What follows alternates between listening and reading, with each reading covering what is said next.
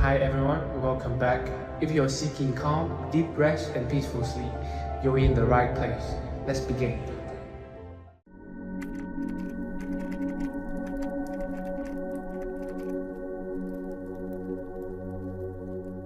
Welcome, friend, to another journey together. We're so glad to have you here. Tonight, you are about to immerse yourself in calming Buddhist wisdom, delivered through timeless Zen stories designed to melt away anxiety and guide you toward deep, restorative sleep. If you'd like, feel free to share what time it is and where you are listening from. I'm going to share a carefully selected collection of these profound narratives, each one a powerful insight, revealing the quiet power within you to find tranquility and true ease of being.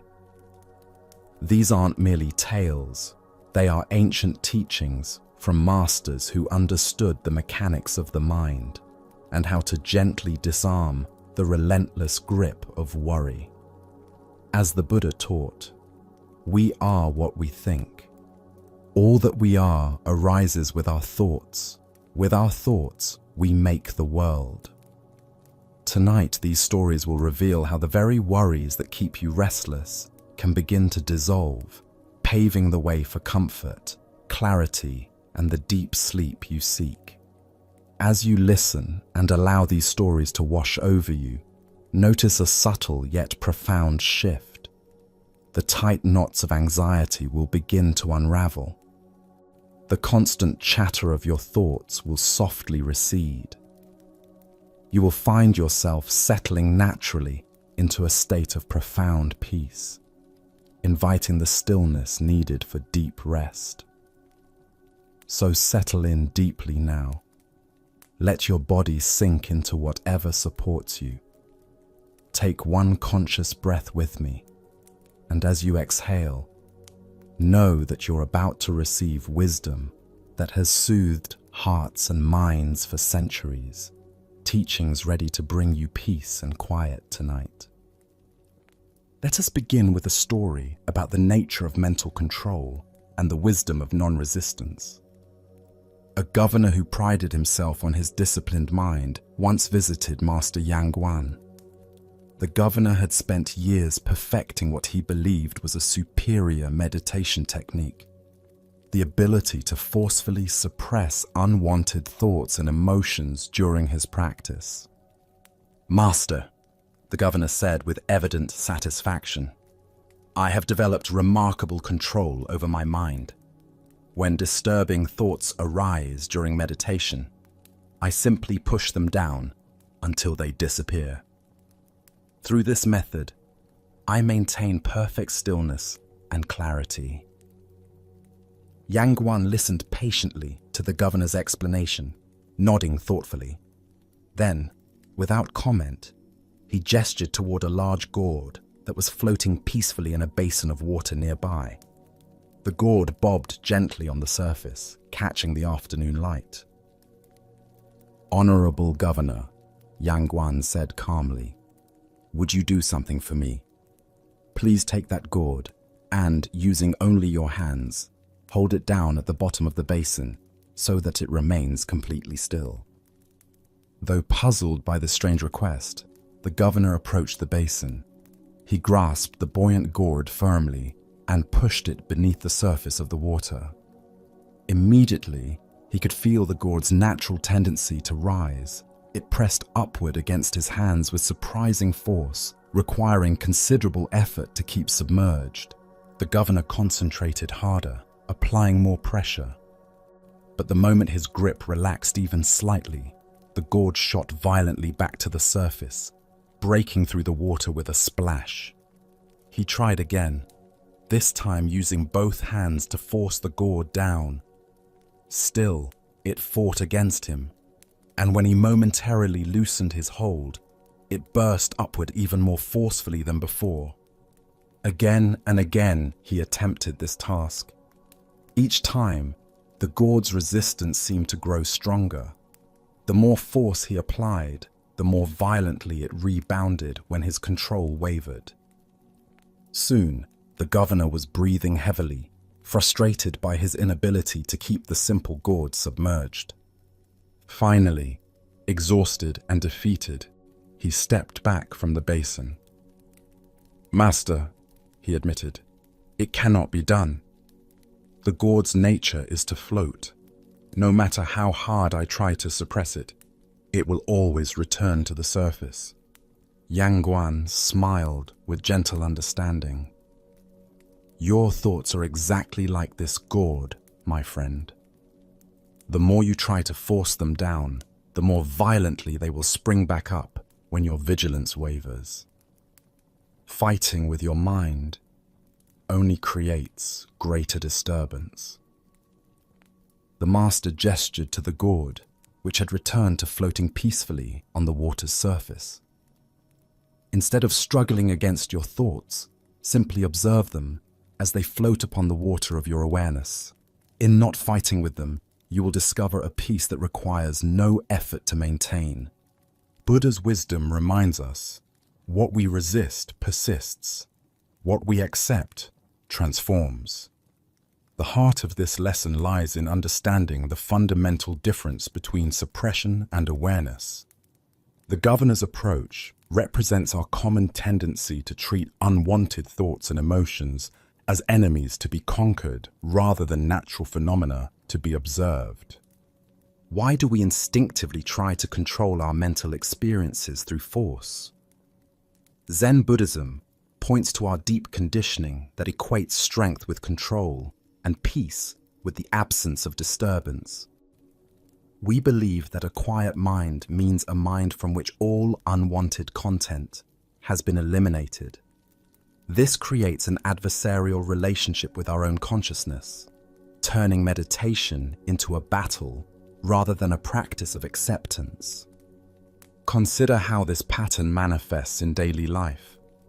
When anxiety arises, we often try to push it away or distract ourselves from it. When anger emerges, we either suppress it completely or judge ourselves harshly for feeling it. When sadness appears, we rush to fix it or make it disappear. Like the governor with his gourd, we exhaust ourselves, trying to force our emotional life into submission. The deeper teaching here shows us that thoughts and emotions are like weather patterns in the sky of consciousness. They arise naturally, move through our awareness, and dissolve on their own when not interfered with. The problem is not their presence, but our resistance to them. Zen teacher Suzuki Roshi taught, "Each of you is perfect the way you are, and you can use a little improvement." This paradox points to the delicate balance between acceptance and growth. We don't need to eliminate our humanity to find peace. We need to relate to it skillfully. The gourd floating on water represents the natural state of mind when we're not forcing anything. Thoughts arise and pass away like waves on the ocean's surface. The water itself remains undisturbed by what floats upon it.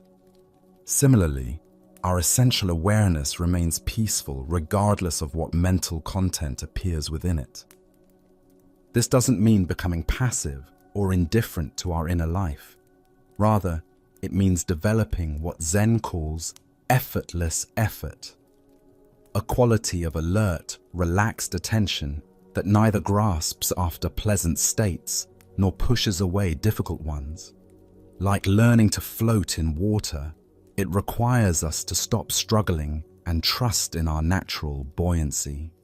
Tonight, as you notice your mind's activity, can you resist the urge to control what arises? Perhaps you'll observe thoughts floating like gourds on the surface of your awareness, neither pushing them down nor being carried away by them. Simply watching, simply breathing, simply being present with whatever appears. As the Buddha taught, letting go gives us freedom, and freedom is the only condition for happiness.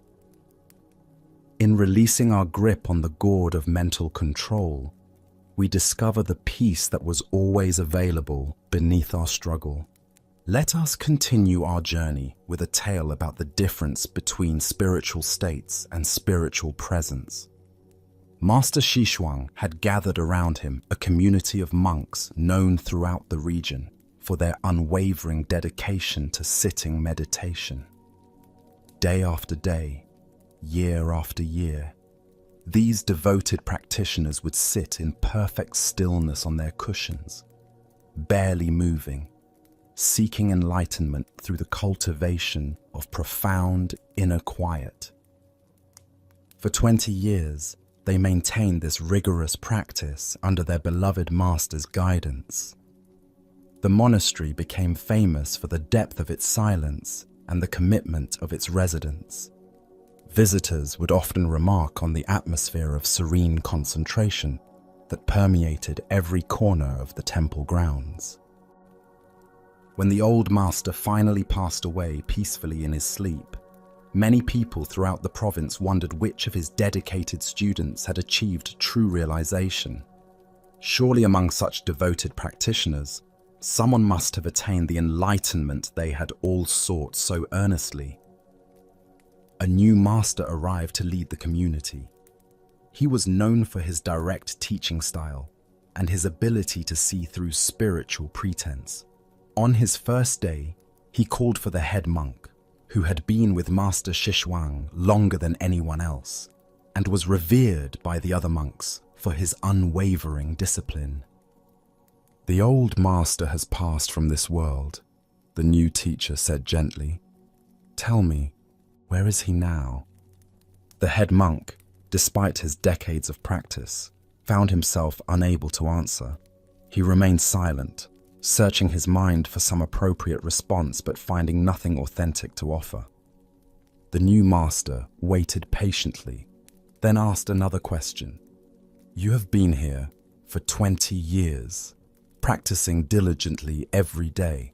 Tell me, what were you doing during all that time?" The head monk's face brightened, feeling more confident about this question. "Master, I cultivated a state of serene stillness. I became like a piece of dead ash, cool and undisturbed. Through my meditation, I transcended all coming and going, all movement and change. I achieved a profound inner peace beyond the ordinary world." The new master listened carefully to this description, then shook his head slowly. "That is not it," he said softly. "True stillness is not a special state you achieve through effort. It is not something you attain or lose. It is simply this moment, exactly as it is, right now." Curious about something, the master then walked to the monastery kitchen, where he found the cook preparing the evening meal. The cook was a simple man who had worked at the monastery for many years, quietly going about his duties without any pretense of spiritual attainment. The master asked him the same question he had posed to the head monk. "Tell me, where have you been all day? What have you been doing?" The cook looked up from his chopping, slightly surprised by the question. Without any hesitation or self-consciousness, he replied simply, "I have been here in the kitchen, cooking, preparing vegetables, making rice, cleaning pots. Just cooking." The master nodded with evident satisfaction, a smile playing at the corners of his mouth. The answer was complete and perfect in its ordinariness. As the Buddha observed, "Wherever you are, be there totally." What emerges from this story is a fundamental teaching about the difference between seeking spiritual experiences and embodying spiritual presence. The head monk had mistaken a particular meditative state for enlightenment itself, while the cook demonstrated true realization through his complete engagement with simple, immediate tasks. Why do we often confuse spiritual states with spiritual awakening? Buddhist psychology explains that the mind naturally seeks extraordinary experiences as proof of progress. We imagine that enlightenment must feel different from ordinary consciousness, that it must be characterized by special phenomena or elevated states of being.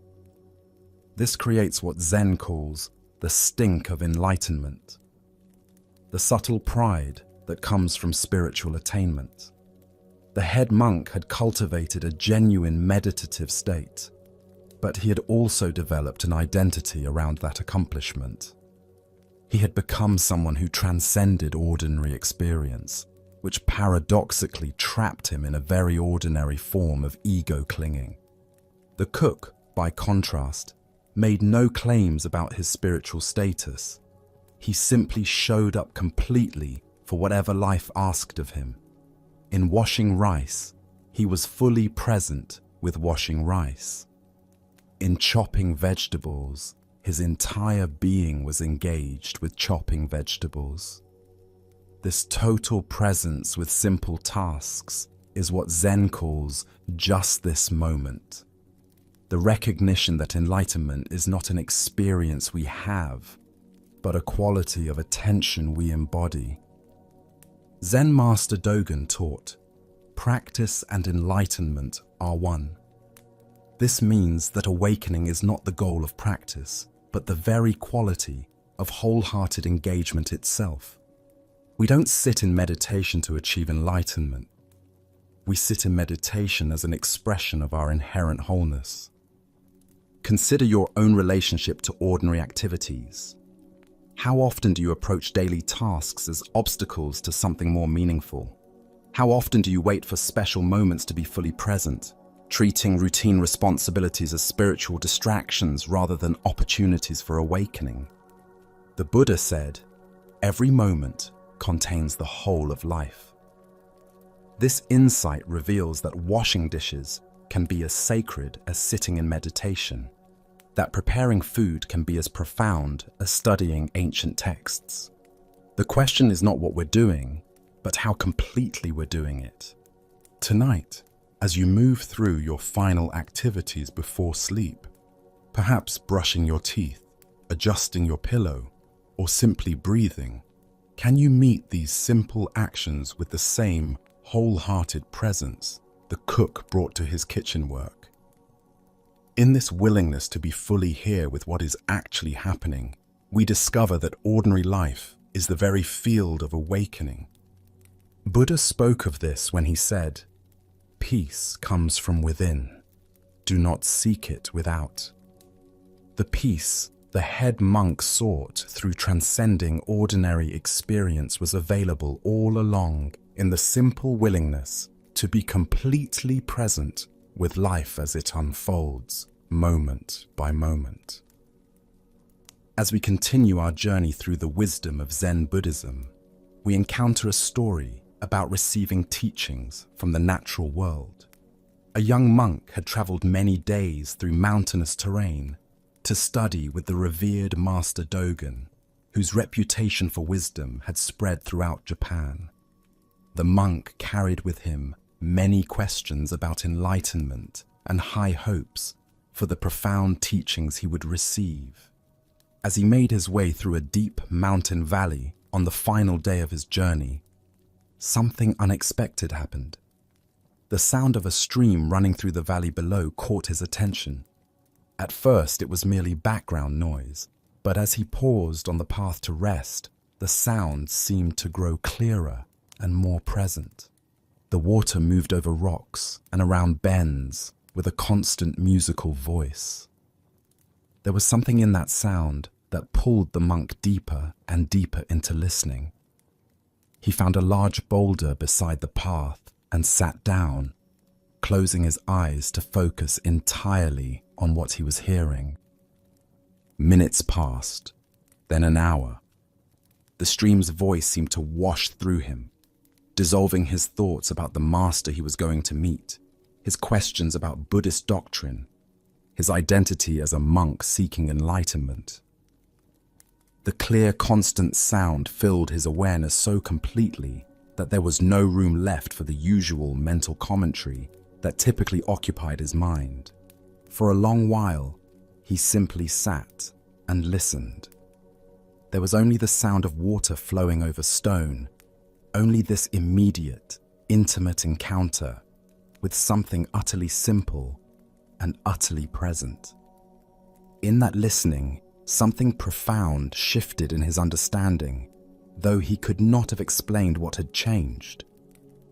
When he finally opened his eyes, the young monk felt as if he had awakened from a dream. The world around him seemed more vivid, more immediate than before. He continued on his journey with a quiet smile, no longer hurrying toward his destination. Upon arriving at Dogen's monastery, he was eventually granted an audience with the great master. Dogen sat before him in simple brown robes, his presence radiating a quality of deep peace and attentiveness. "Welcome, young monk," Dogen said warmly. "You have traveled far to study here. Tell me, what is the most profound teaching you have ever received?" The monk thought carefully about this question. He could have mentioned learned discourses he had heard, or sacred texts he had studied, or instructions he had received from various teachers during his years of training.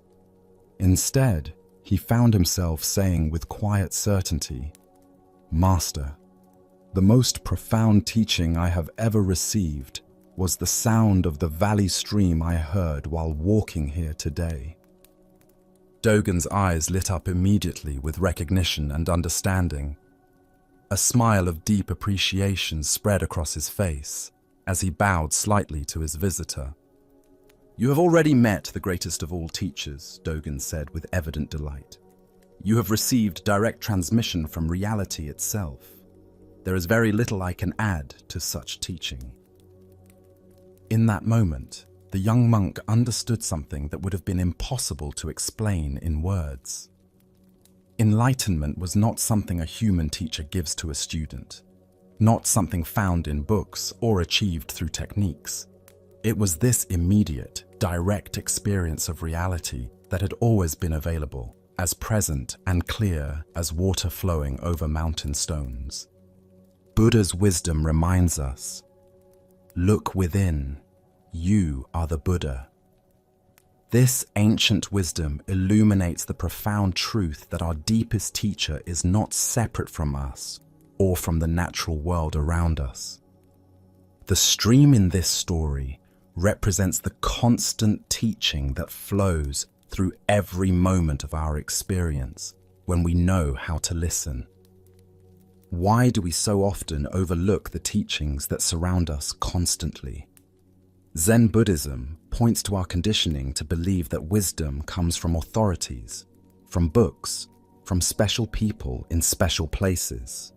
We develop what might be called teacher dependency, imagining that enlightenment is something that others possess and must transmit to us through complex instructions or esoteric knowledge. This orientation causes us to miss the immediate teachings available in each moment. The way morning light falls through a window, the rhythm of our own breathing, the feeling of our feet touching the ground. These experiences offer direct insight into the nature of reality, but we dismiss them as mundane while seeking something more exotic or dramatic. Zen master John Daido Loori taught, "The whole universe is medicine." Every aspect of our experience, from the most sublime to the most ordinary, offers opportunities for awakening when met with appropriate attention. The stream taught the monk something that no human teacher could convey, the immediate, intimate reality of this moment. The deeper teaching here shows us that enlightenment is not an acquisition, but a recognition. It's not something we get from outside ourselves, but something we uncover within our direct experience. The monk's listening to the stream was not passive, but profoundly receptive, allowing the sound to teach him about presence, flow, and the nature of awareness itself.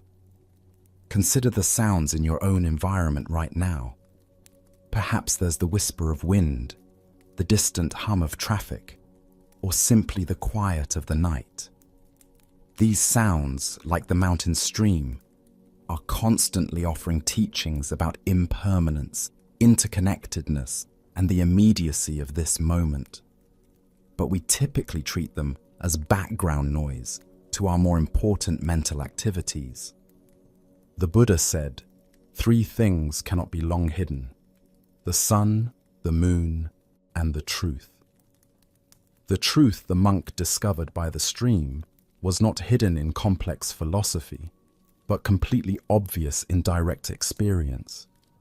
It required only the willingness to listen with his whole being, rather than filtering everything through conceptual understanding.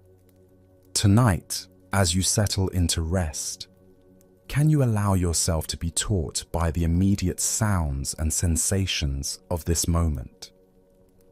Perhaps you'll discover, like the monk by the stream, that the greatest teachings are not found in seeking something extraordinary, but in receiving what is always already here. As the Buddha taught, wherever you go, there you are. The wisdom we seek is not waiting for us in distant monasteries or ancient texts, but flowing constantly through the stream of present moment awareness. Now, let us explore a Zen story about the nature of mind and the futility of trying to grasp the ungraspable. An earnest student approached Master Fayan with a question that had been troubling him for months. He had been studying Buddhist philosophy diligently, attending teachings regularly, and practicing meditation with sincere dedication.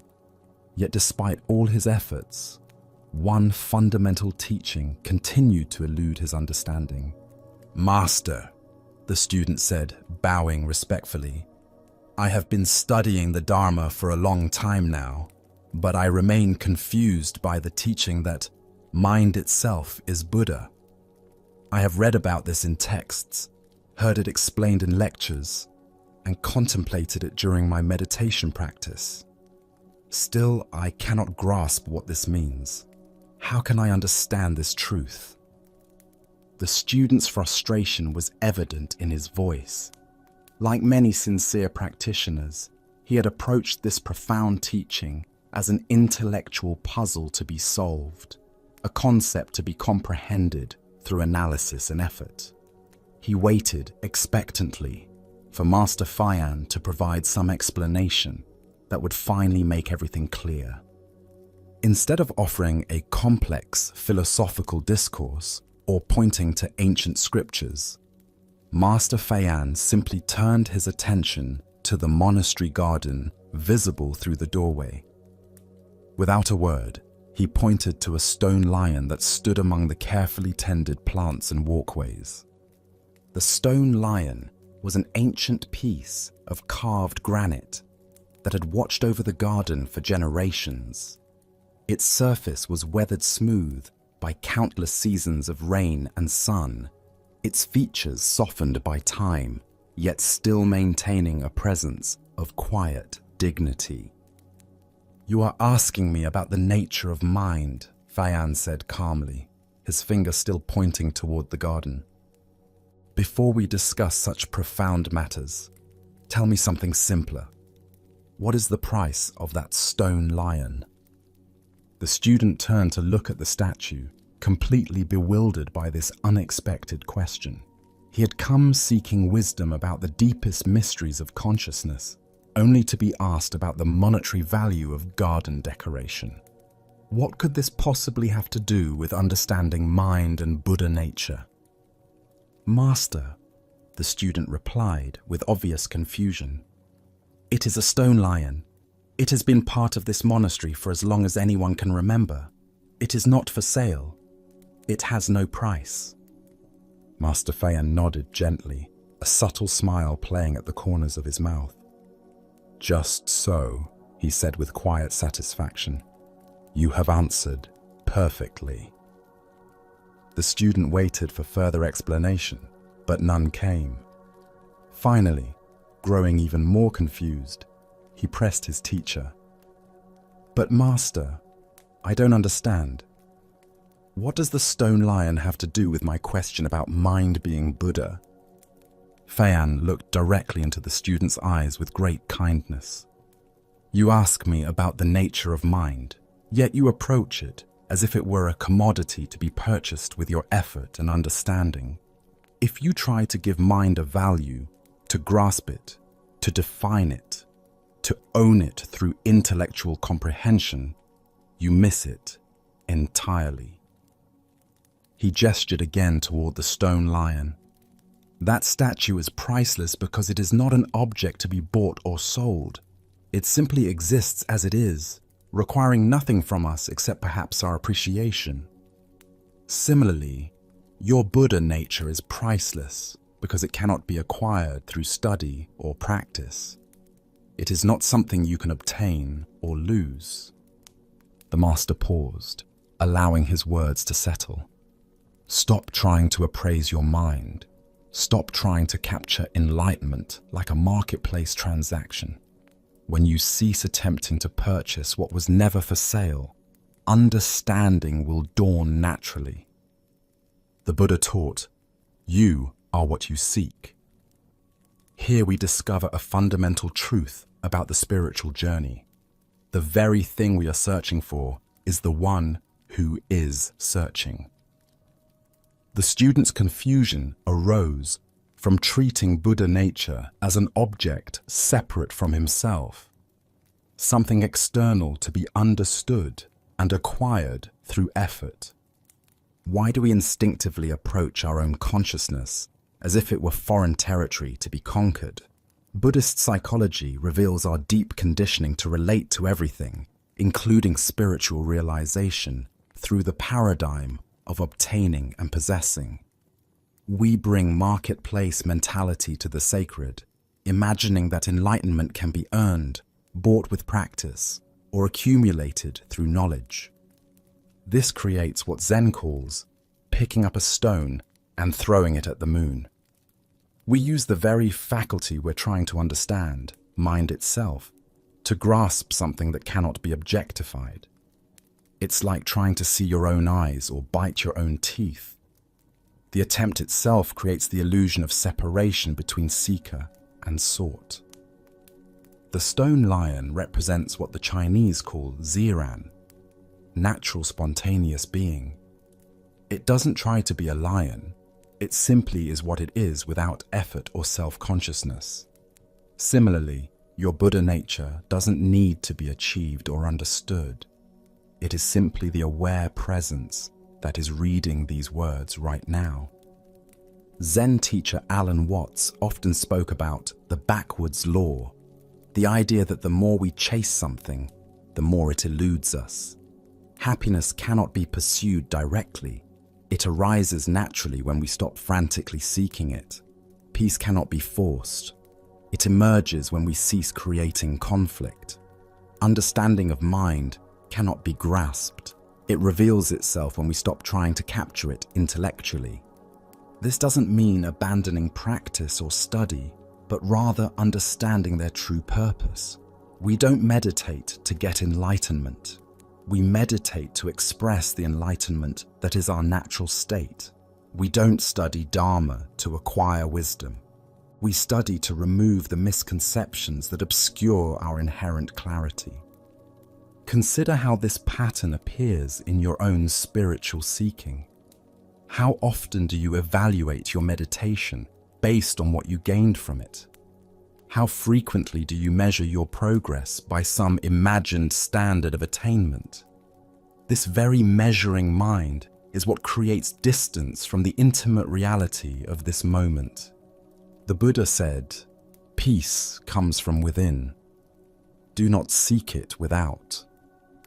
The within he speaks of is not a location inside your body or mind, but the immediate intimacy of present awareness that requires no seeking because it is never absent. Tonight, as you rest in the simplicity of breathing, can you stop trying to price the priceless?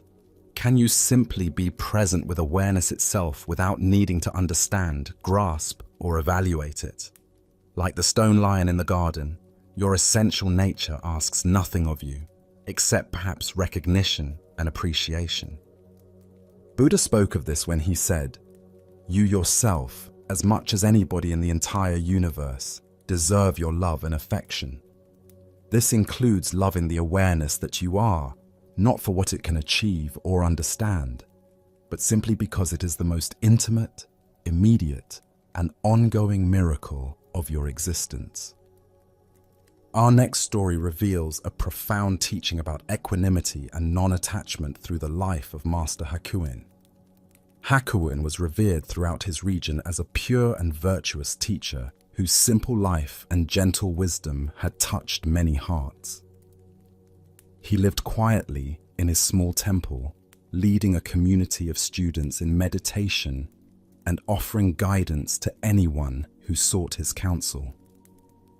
Near the temple lived a beautiful young woman whose parents owned a prosperous food store in the village. She was known for her grace and intelligence, and many young men had hoped to win her affection. The family was well respected, and they had high expectations for their daughter's future. One day, without any warning or explanation, the girl's parents discovered that she was pregnant. This news sent shockwaves through their household and the entire community. In that time and place, such a situation brought tremendous shame upon a family, potentially destroying their reputation and livelihood. Her parents were furious and demanded to know who was responsible for their daughter's condition. At first, the young woman refused to reveal the father's identity, remaining silent despite their increasingly desperate pleas and angry accusations. The pressure from her family became unbearable as days passed without any explanation. Finally, unable to withstand any more harassment, the frightened girl spoke a name that stunned everyone who heard it. She claimed that the father was Master Hakuin himself, the respected Zen teacher whom the entire community held in the highest regard. The parents were outraged beyond measure. How could this revered spiritual teacher have violated their daughter and brought such disgrace upon their family? In great anger, they stormed to Hakuin's temple, their hearts burning with betrayal and righteous indignation. "Master Hakuin," they shouted, their voices carrying across the temple grounds. "Our daughter says you are the father of her child. How could you do such a thing? You have destroyed our family's honor."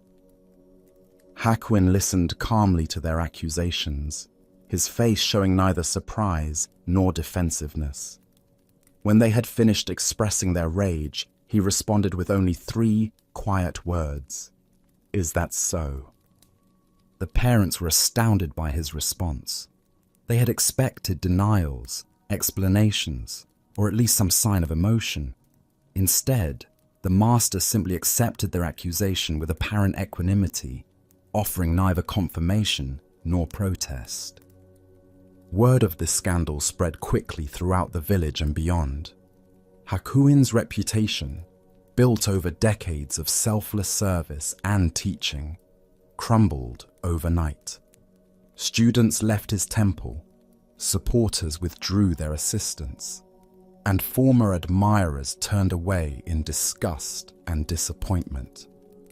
The respected master became an object of scorn and whisper. When the child was born, the parents brought the baby directly to Hakuin, thrusting the infant into his arms with bitter satisfaction.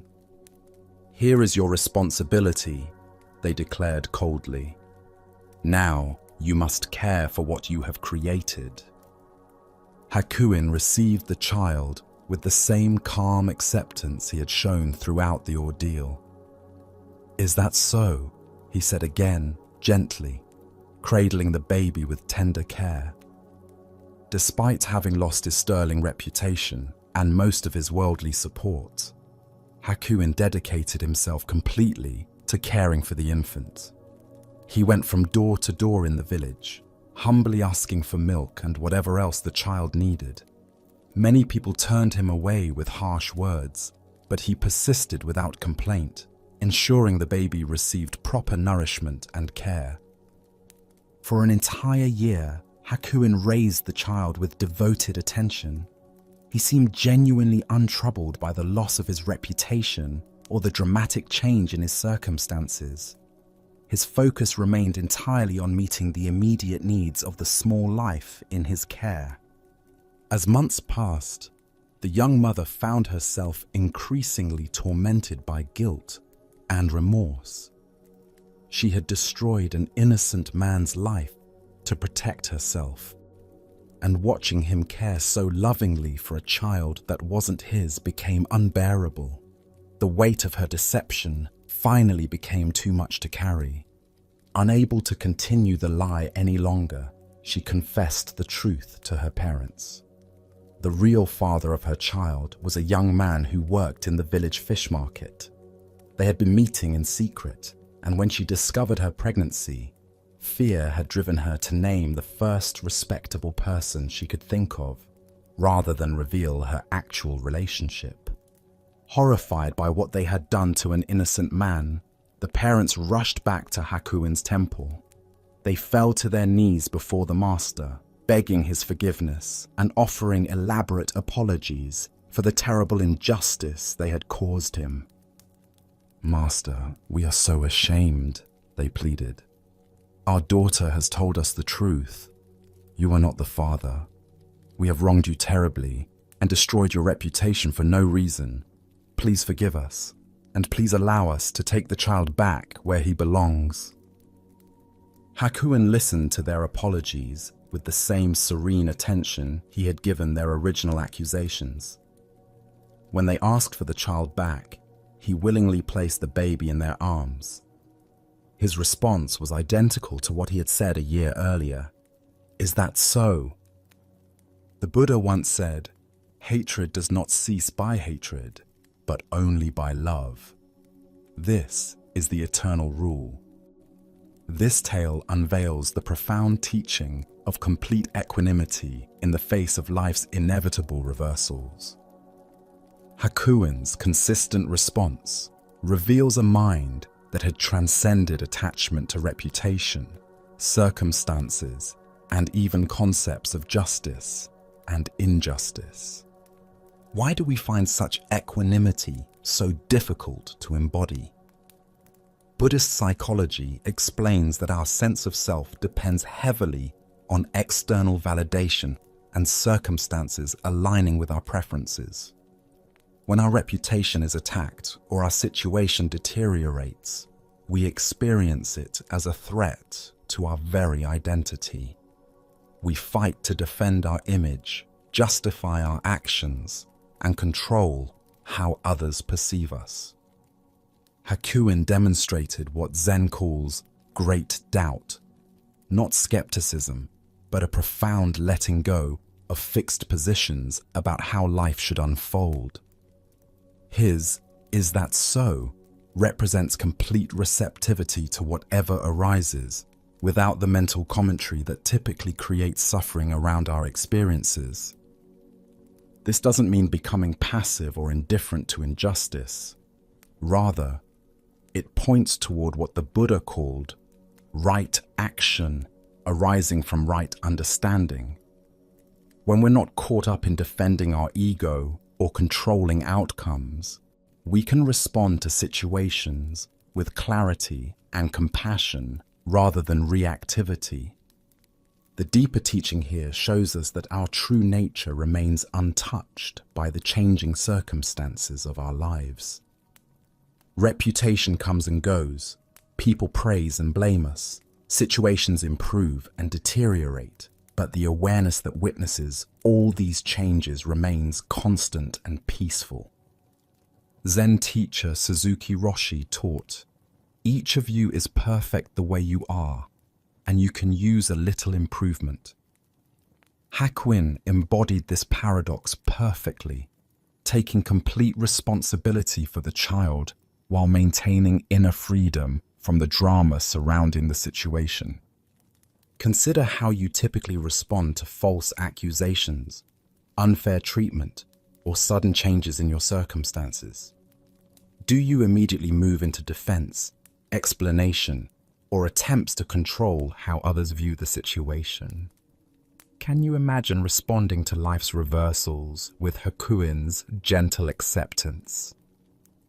Tonight, as you reflect on the day's events, perhaps you can practice releasing attachment to how things should have been and simply acknowledge what actually occurred. When the mind begins its familiar commentary about fairness or unfairness, you might quietly ask yourself, like Hakuin, is that so? As the Buddha taught, in the end, we will remember not the words of our enemies, but the silence of our friends. True peace comes not from having circumstances align with our preferences, but from meeting whatever arises with the spacious acceptance that recognizes all experiences as temporary visitors in the vast sky of awareness. As we continue on our journey, we encounter a teaching about radical acceptance and the wisdom of taking responsibility even for wrongs we haven't committed. This is The Innocent Thief. Master Ryokan, beloved for his gentle nature and profound compassion, had spent the morning walking through nearby villages with his begging bowl, seeking simple donations of food that would sustain his humble existence. His appearance was unremarkable. The worn robes of a wandering monk, a peaceful demeanor that suggested harmlessness, and the kind of open face that usually inspired trust rather than suspicion. When he approached a particular household that afternoon, he was unaware that the residents had recently experienced a troubling incident. An object of some value had gone missing from their home just days before, and the family was still upset about the theft, suspicious of any strangers who might pass by their property. The moment the householders saw this unfamiliar monk approaching with his begging bowl, suspicion flared into accusation. Here was a stranger, clearly without means, appearing shortly after their valuable possession had disappeared. The timing seemed too coincidental to ignore, and in their distress and anger over the recent theft, they immediately concluded that this humble monk must be the culprit. Without allowing Master Ryokan any opportunity to explain his presence or defend himself, the householder summoned help and had the master bound hand and foot like a common criminal. They tied the ropes tightly, making no effort to be gentle with someone they were convinced had wronged them. Throughout this entire ordeal, Master Ryokan offered no resistance whatsoever. He didn't protest his innocence, didn't demand to know what crime he was being accused of, didn't point out the lack of evidence or the injustice of being condemned without trial. Instead, he simply hung his head in silence, accepting whatever treatment these angry people felt compelled to impose upon him. The master remained bound for some time, enduring both the physical discomfort of the ropes and the emotional pain of being treated as a criminal when he had come only seeking a small donation of food to sustain his spiritual practice. He bore this suffering with the same equanimity he brought to meditation, neither struggling against his bonds nor harboring resentment toward his captors. By fortunate coincidence, an acquaintance of Master Ryokan happened to pass by the house and recognized the bound figure. This person knew the master's character and reputation for honesty and gentleness, and immediately realized that some terrible mistake had been made.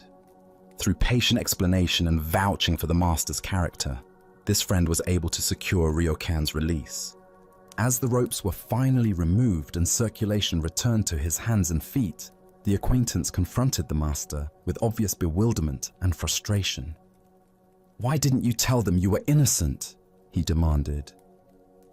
"You could have explained who you are, where you came from, what you were doing there. Why did you just sit there and let them treat you like a criminal when a few words could have cleared up this entire misunderstanding?" Master Ryokan looked up at his concerned friend with eyes that held no anger, no sense of victimization, no desire for revenge against those who had wronged him. "Even if I'd explained," he replied, with the quiet wisdom of someone who understood something profound about human nature and the futility of certain kinds of resistance. I wouldn't have been let off. Best not to make any explanations and just hope for the best. The Buddha understood that hatred does not cease by hatred, but only by love. This is a law eternal. What emerges from this story is a teaching about the radical acceptance that can transform conflict into peace, and the profound wisdom of taking responsibility, even for circumstances we haven't created. This ancient wisdom illuminates a revolutionary approach to injustice and false accusation that challenges our every instinct about self-defense and righteous indignation. Most of us, when wrongly accused, feel compelled to protest our innocence, to provide evidence, to demand fair treatment, and to ensure that the truth is recognized and acknowledged. Master Ryokan's response reveals an understanding that goes beyond conventional ideas about justice and self-preservation. He recognized that when people are caught in the grip of suspicion and anger, rational explanations often have little power to change their minds. His silence wasn't passive resignation, but active wisdom. The recognition that sometimes accepting undeserved suffering creates possibilities for transformation that resistance and argument cannot achieve. Why do we find it so difficult to accept blame for things we haven't done? This resistance stems from our deep attachment to being seen as good people, to maintaining our reputation and self-image, and to ensuring that justice is served according to our understanding of fairness. But the Master's approach suggests that these attachments can actually prevent us from responding to difficult situations with maximum wisdom and compassion. His explanation, "Even if I'd explained, I wouldn't have been let off," demonstrates profound insight into human psychology. When people are convinced of our guilt, our denials often sound like exactly what guilty people would say. The more vigorously we protest our innocence, the more suspicious we can appear to those who have already decided we're culpable. This teaching reveals the difference between being right and being wise. Master Ryokan was certainly right to protest his innocence, but he was wise enough to recognize that being right wouldn't necessarily lead to being released, and might actually make the situation worse by provoking further anger from people who interpreted his protests as dishonesty or arrogance. We can observe similar dynamics in many areas of human conflict. The employee falsely accused of poor performance who becomes defensive and argumentative, thereby confirming their supervisor's negative impression. The family member wrongly blamed for relationship problems who responds with angry self-justification, escalating the very conflicts they're trying to resolve. This story also points us toward understanding the power of radical acceptance in transforming our relationship to suffering. By not fighting against his circumstances, Master Ryokan avoided the additional suffering that comes from resistance, resentment, and the desperate need to prove our case to unreceptive audiences. Zen practice cultivates what might be called choiceless acceptance, the ability to receive whatever life presents without immediately strategizing about how to change it, fix it, or escape from it. This doesn't mean passive resignation to genuine injustice, but rather the wisdom to recognize when acceptance might be more effective than resistance. The Master's gentle response to his friend's bewilderment, "Best not to make any explanations and just hope for the best," reveals another layer of wisdom. Sometimes our deepest service to others involves allowing them to work through their anger and suspicion without giving them additional targets for their upset. His silence provided space for their emotions to resolve naturally rather than escalating through argument. Additionally, Our minds tend to assume that being misunderstood is one of the worst things that can happen to us. But Master Ryokan's story suggests that being misunderstood and accepting that misunderstanding with grace can actually be a form of spiritual service, a way of absorbing negativity that might otherwise continue to spread through reactive cycles of blame and defense. This teaching also reveals the difference between self-respect and ego protection. The master's willingness to be bound and accused didn't reflect low self-esteem, but rather such secure self-knowledge that external accusations couldn't threaten his inner peace or understanding of his own nature. Beyond this, there emerges a profound teaching about the courage required for complete nonviolence. It's relatively easy to be nonviolent when we're treated fairly, but Master Ryokan demonstrated the kind of deep nonviolence that remains stable even when we're treated unjustly. Tonight, as you consider situations where you feel wrongly accused, misunderstood, or blamed for things you haven't done, can you experiment with the kind of acceptance Master Ryokan demonstrated? What would it mean to respond to unfair treatment with silence and patience rather than immediate self-defense and justification? Buddha's wisdom reminds us, better than 1,000 hollow words is one word that brings peace.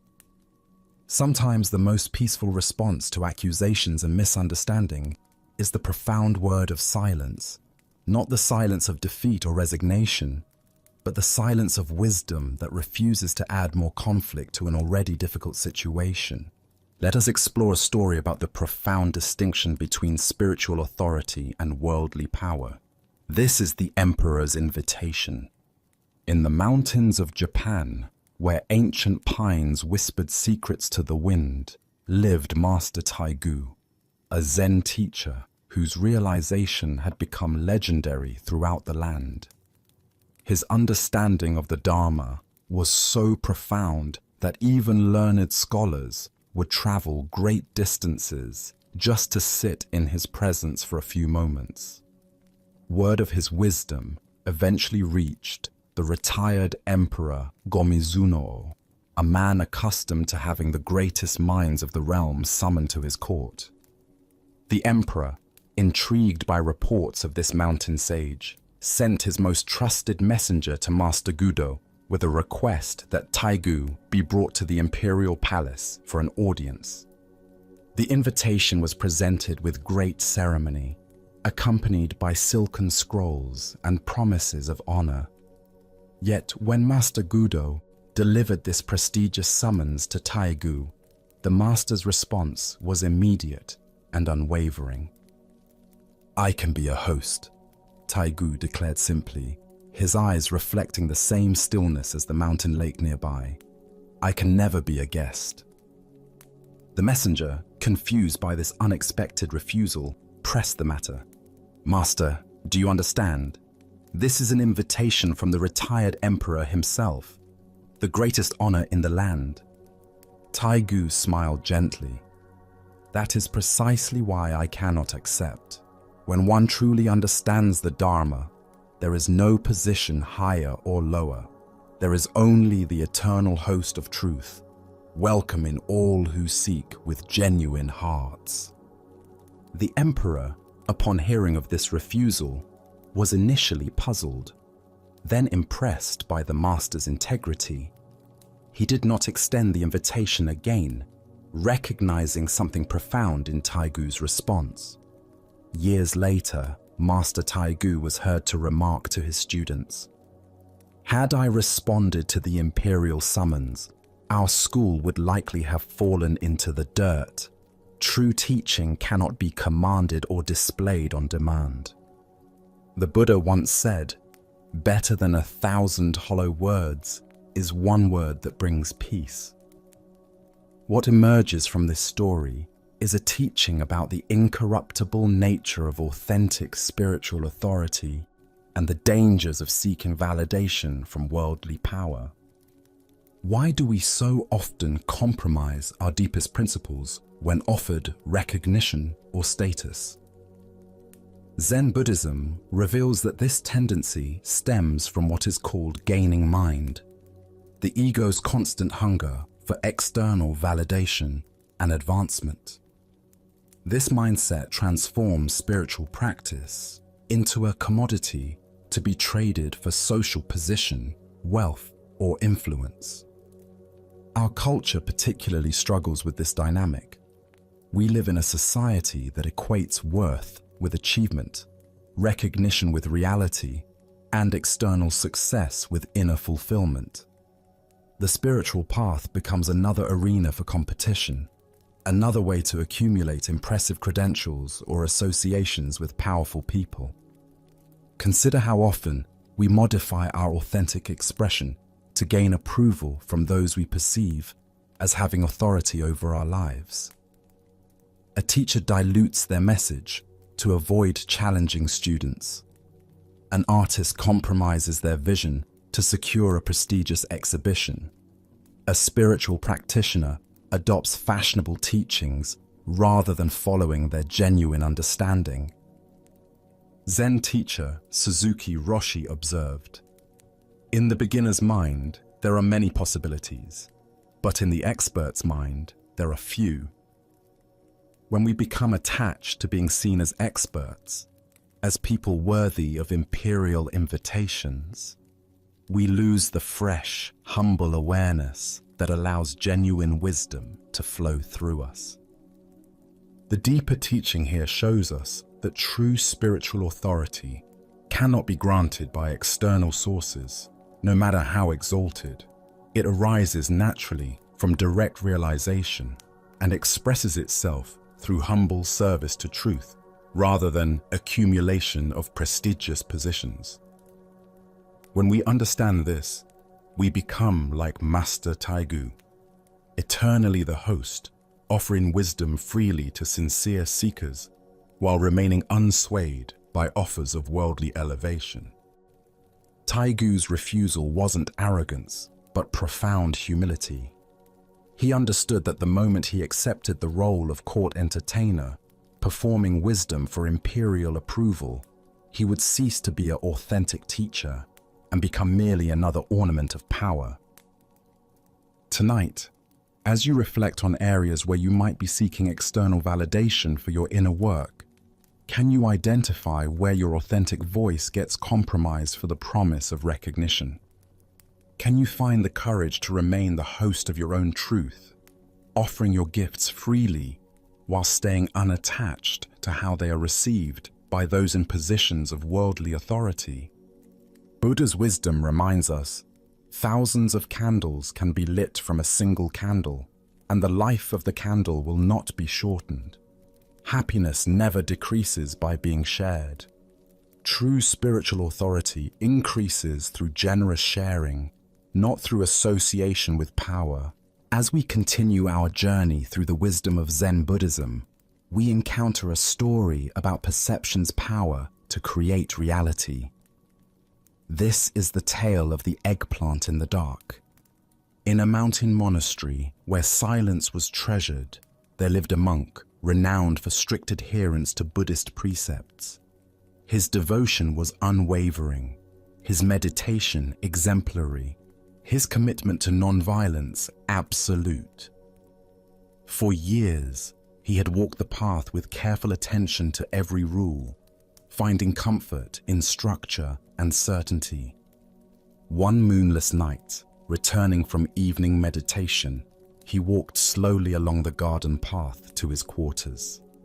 The darkness was complete, broken only by faint outlines of familiar landmarks. He knew this path intimately, yet tonight something felt different. Suddenly, his foot came down on something soft and yielding. The object made a distinct squishing sound that pierced the quiet like a bell. The monk froze, his heart racing as his mind conjured the most likely explanation. He had stepped on an egg-bearing frog. The realization struck like a physical blow. The first precept forbids taking life, and here he was, a dedicated practitioner, having just killed a pregnant creature. Not only had he taken one life, but potentially dozens. Horror washed over him in waves. His hands trembled as he knelt in darkness, trying to determine what happened, but the night was too black to see. His mind spun with questions and recriminations. How could he have been so careless? Was this a spiritual test he had failed catastrophically? Sleep became impossible. When he finally lay down, his mind churned with guilt and self-doubt. In his dreams, hundreds of frogs appeared, their eyes accusatory, demanding justice for their fallen mother and unborn siblings. They surrounded him, voices rising in condemnation that echoed through his consciousness. The monk woke repeatedly, each time remembering anew what he believed he had done. His carefully cultivated peace was shattered, replaced by torment that grew stronger with each passing hour. He questioned not only this moment, but his entire spiritual practice. As dawn broke, painting the monastery gardens in soft golden light, the monk returned to face the reality of his actions. His steps were heavy with dread as he approached the familiar path. But when morning light revealed the truth, the monk stopped in complete astonishment. There lay not the remains of a frog, but an overripe eggplant that had fallen from the monastery garden. The purple vegetable had split open when he stepped on it, creating the squishing sound that triggered his night of anguish. In that moment of recognition, something extraordinary happened. The monk felt a sudden shift in understanding that went far beyond relief. For the first time in years of study, he truly grasped the teaching that there is no objective world. His entire night of suffering had been created not by external reality, but by his mind's interpretation of an ambiguous experience. Standing in the garden, looking at the harmless eggplant, the monk finally understood how to practice Zen. It wasn't about perfect adherence to rules or avoiding all error. It was about seeing clearly, without the distortions of assumption and mental elaboration. The Buddha once said, "We are what we think. All that we are arises with our thoughts. With our thoughts, we make the world." This teaching captures what the monk discovered. Our experience of reality is largely created by mental interpretations rather than objective circumstances. The deeper teaching here shows us how powerfully perceptions shape emotional reality. The monk's actual experience was minimal, stepping on something soft in darkness. Everything that followed was generated entirely by his mind's interpretation of that simple sensory event. Why do we construct elaborate stories from incomplete information? Our minds evolved to make rapid assessments for survival, often filling gaps with worst-case scenarios. This mental habit served our ancestors well when danger was immediate and physical, but creates unnecessary suffering when applied to modern psychological situations. Consider how often you step on metaphorical eggplants in the dark. Your friend doesn't return your text immediately, and you assume you've offended them. A colleague seems distant in a meeting, and you convince yourself they're angry about your presentation. Your partner comes home quieter than usual, and you imagine relationship problems that may exist only in your worried mind. Each scenario follows the same pattern: ambiguous sensory input, followed by mental interpretation, followed by emotional reaction to the interpretation rather than the actual event. We suffer not from what happens, but from what we think about what happens. Zen, Master Suzuki Roshi taught, "In the beginner's mind, there are many possibilities, but in the expert's mind, there are few." The monk had become an expert in following rules, but a beginner in seeing clearly.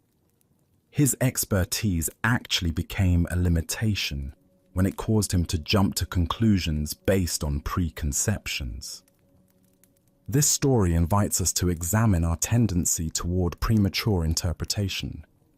How often do we create our own nightmares by assuming the worst about ambiguous situations?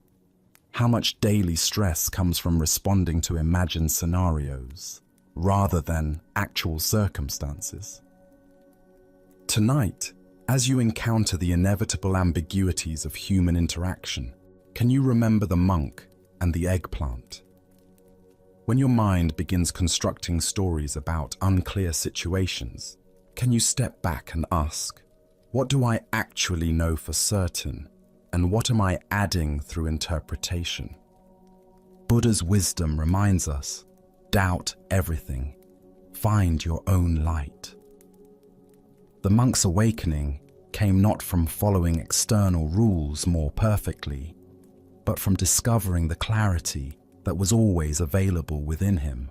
Our next story is about the creative wisdom that emerges when we stop resisting life's persistent challenges and instead find ways to transform them. This is the ghost-proof mosquito net. Master Sengai sat in his modest quarters, rubbing his arms and neck with obvious frustration. For the third time in recent months, thieves had stolen his mosquito net, leaving him defenseless against the relentless summer insects that plague the temple grounds. Each evening brought fresh torture as mosquitoes found their way inside his bedding, buzzing and biting throughout the night, making peaceful sleep impossible. To tell you the truth, the master confided to two elderly women who had come to visit him, I've already had my mosquito net stolen 3 times. His weathered face showed genuine exasperation as he continued. Every night, I pull the bedding over my head for protection, but somehow a mosquito always manages to hide inside and chew me up while I sleep. It itches like crazy. He grimaced comically, demonstrating by scratching various parts of his body. The two women, moved by compassion for their beloved teacher's predicament, expressed great sympathy. They could see the red welts on his arms and the dark circles under his eyes from sleepless nights. "Master," one of them said earnestly, "surely there must be something we can do to help." Sengai's eyes suddenly brightened with an idea that seemed to amuse him greatly. "Ladies, if you're willing, I have a plan." Grinning broadly with obvious delight in his scheme, he continued, "Could you make me an all-white mosquito net? Plain white fabric, nothing fancy, but sturdy enough to keep the insects out." "Yes, certainly," the old ladies agreed immediately. Pooling their modest savings, they purchased fine white cloth and spent several days creating exactly what the master had requested. They brought it to him with great pride, pleased to help solve his mosquito problem. Master Sengai received the gift with obvious joy and immediately set to work with brushes and black ink. On the net's sides, he painted elaborate depictions of death's heads, ghosts, and skeletal figures. Across the top, he created a terrifying image of the thunder god surrounded by jagged streaks of lightning. At the corners, he added overturned lanterns, weathered gravestones, ghostly hands reaching from shadows, and various funerary objects. When his artistic work was complete, he hung the net and stepped back to admire his creation. "Well, that should do the trick," the master announced with satisfaction and laughter. That very night, as if drawn by fate, 2 thieves approached the temple carrying dim lanterns. Master Sengai was already sleeping peacefully inside his newly decorated mosquito net. The thieves silently slid aside the paper screens and slipped into his room. But when they directed their lantern light toward the net, expecting to see simple white fabric, they suddenly beheld what appeared to be a terrifying ghost standing before them in the darkness. Trembling with fear, but still greedy for their prize, one thief mustered enough courage to approach the net with his knife, preparing to cut it down from its hanging position.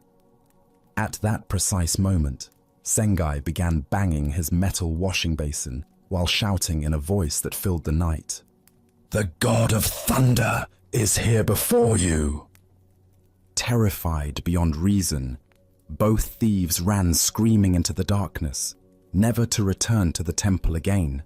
The Buddha taught, what we think, we become. What we feel, we attract.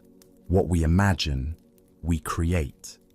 Here we discover a teaching about the transformative power of creative response to persistent problems. This story reveals something profound about our typical approaches to life's recurring difficulties. Most of us, when faced with the same problem repeatedly, tend to respond in predictable patterns. We get frustrated, we complain, we try the same solutions again and again, hoping for different results. We rarely step back and ask ourselves, what creative approach might transform this entire situation? Master Sengai could have responded to his stolen mosquito nets in numerous conventional ways. He might have increased security around the temple, posted guards, or installed better locks. He could have purchased cheaper nets that wouldn't attract thieves, or simply accepted sleepless nights as part of monastic austerity. Instead, he chose a response that was both practical and deeply creative, one that solved the immediate problem, while also revealing something profound about the nature of fear, perception, and deterrence. This approach reflects a fundamental principle of Zen wisdom. When we stop fighting against the nature of a problem and instead work creatively with its energy, entirely new solutions become possible. The thieves were drawn by greed to steal what appeared valuable. By making the net appear frightening rather than valuable, Sengai redirected their motivation rather than simply trying to overcome it with force or security measures. We can observe similar patterns of creative problem solving in many areas of life. A parent dealing with a chronically messy child might transform cleanup time into a game rather than a battle. A business facing customer complaints might redesign their service approach entirely rather than simply defending their existing methods. A person struggling with anxiety might learn to work with their nervous energy creatively rather than constantly fighting against it. Zen teachings illuminate another aspect of the story through the concept of expedient means, using whatever methods are most effective for each particular situation, even if they seem unconventional or surprising. Sengai's ghost-painted mosquito net represents perfectly tailored wisdom. He understood exactly what would deter these particular thieves and created a solution that matched their psychology rather than his own preferences. Additionally, our minds tend to assume that problems require serious, conventional solutions.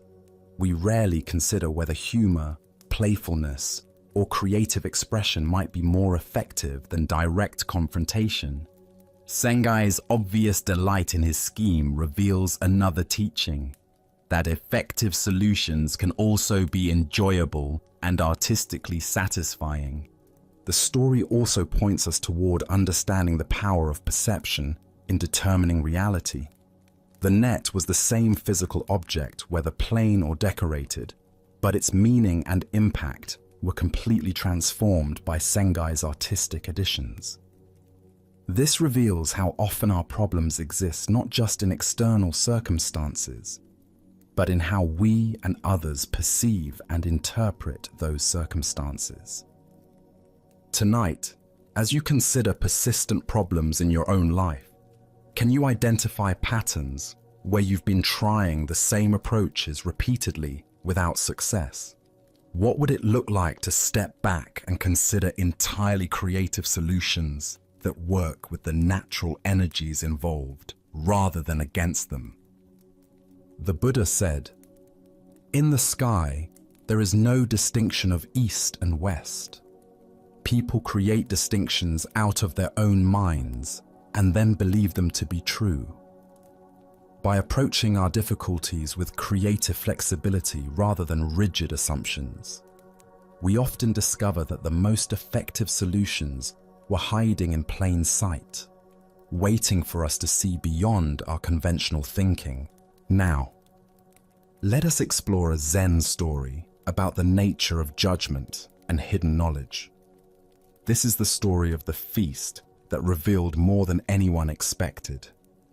Zen master Dario received an invitation to dine at the estate of a wealthy landowner, a man known throughout the province for his generosity and elaborate entertainments. The invitation specified that many other Buddhist monks would be present, making it both a social gathering and an opportunity for spiritual discourse. Dario accepted graciously, looking forward to the fellowship and conversation. On the appointed evening, Dario arrived at the magnificent estate to find a grand feast prepared. Dozens of monks from various temples had gathered in the spacious dining hall, their saffron and brown robes creating a sea of contemplative presence. The atmosphere was warm and reverent as the guests took their places on cushions around low tables, laden with an abundance of dishes. Someone in the household, perhaps a mischievous servant or a family member with a twisted sense of humor, had decided to test the monks' adherence to their vows. Unknown to the guests, fish had been prepared and artfully disguised within several dishes, mixed with vegetables and seasoned to mask its true nature. Buddhist monks traditionally abstain from eating flesh of any kind, considering it contrary to their vow of non-harm to all living beings. As the meal progressed, one by one, the monks began to recognize the forbidden ingredient. Some detected the texture, others the subtle taste that no amount of seasoning could completely hide. Each monk who made this discovery quietly set down his chopsticks and politely declined to continue eating those particular dishes, maintaining their vows despite any hunger or social awkwardness this might cause. All except Zen Master Dario. He continued eating with apparent enjoyment and complete equanimity, seeming not to notice anything unusual about the food. His fellow monks watched with growing concern and confusion. How could such a respected teacher be unknowingly violating his vows? Should someone alert him to what he was consuming? Finally, a monk seated beside Dario could bear it no longer. Discreetly tugging at the master's sleeve, he whispered urgently, "Master Dario, that dish contains fish flesh." Dario paused, set down his chopsticks, and looked directly into the concerned monk's eyes. His response was gentle but penetrating. "And how, my friend, do you know what fish flesh tastes like?" The monk's face flushed red as the implication of Dario's question sank in. To recognize the taste of fish so readily, the monk himself must have intimate familiarity with it. The very knowledge that allowed him to identify the forbidden food revealed his own past consumption of it. In pointing out Dario's apparent transgression, he had inadvertently exposed his own. A profound silence settled over the nearby diners as they absorbed this exchange. The master's words hung in the air like incense, spreading their wisdom beyond the immediate conversation to touch everyone within hearing. Buddha spoke of this when he said, "Do not believe in anything simply because you have heard it, but when you find that anything agrees with reason and is conducive to the good and benefit of one and all, then accept it and live up to it." The heart of this lesson lies in how quickly we rush to judge others while remaining blind to our own contradictions. Why do we so readily notice the faults of others while overlooking our own? Zen Buddhism explains that judgment serves as a psychological defense mechanism that protects us from examining our own behavior too closely. When we focus on others' failings, we create the illusion of our own superiority and avoid the uncomfortable work of honest self-reflection. The monk who pointed out the fish thought he was helping his teacher maintain moral purity. But Dario's response revealed a deeper teaching about the nature of knowledge and experience. To recognize something immediately often indicates familiarity with it. The very expertise that allows us to spot certain behaviors in others frequently comes from our own past engagement with those same behaviors. Consider how often throughout your day you might find yourself noticing and internally criticizing others' actions. The driver who cuts you off, the colleague who takes credit for others' work, the friend who interrupts conversations. What would happen if each time you felt that familiar surge of judgment, you paused to ask yourself, how do I know to recognize this behavior so quickly? This practice isn't about becoming paralyzed by self-doubt or avoiding all moral discernment. Rather, it's about approaching others with the humility that comes from recognizing our shared humanity. As Zen teacher Suzuki Roshi observed, each of you is perfect the way you are, and you can use a little improvement. This encompasses both ourselves and those we might be tempted to judge. Dario's calm consumption of the fish might have stemmed from various motivations. Perhaps he chose not to embarrass his hosts by making a scene. Perhaps he understood that the intention behind eating matters more than the act itself. Perhaps he was demonstrating that true spiritual freedom sometimes means transcending even religious rules when compassion calls for it. Or perhaps he was teaching through his subsequent response that pointing out others' transgressions often reveals more about the pointer than the pointed at. What emerges from this story is the recognition that moral authority doesn't come from perfect adherence to rules, but from the wisdom and compassion with which we respond to complex situations. The monk who identified the fish was technically correct about Buddhist dietary restrictions, but Dairyo's response pointed to a more profound spiritual truth about judgment, knowledge, and humility. We can also observe how this teaching applies to our modern tendency toward moral certainty in social media and public discourse. How easily we share articles criticizing others' behavior, how quickly we join in collective judgment, how readily we assume our moral framework is obviously correct.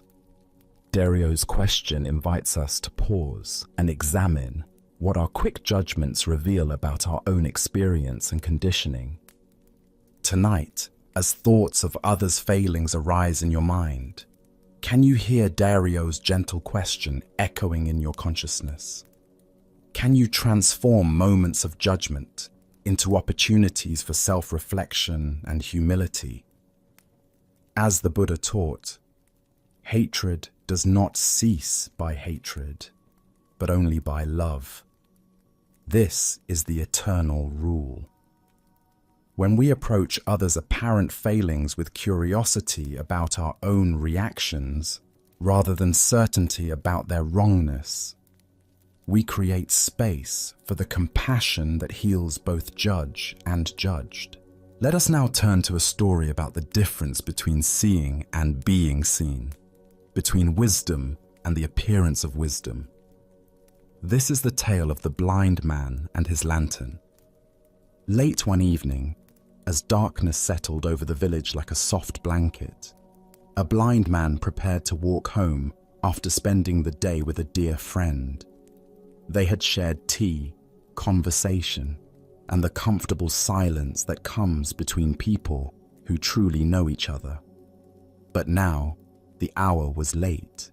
and the blind man needed to make his way through the winding streets to his own home.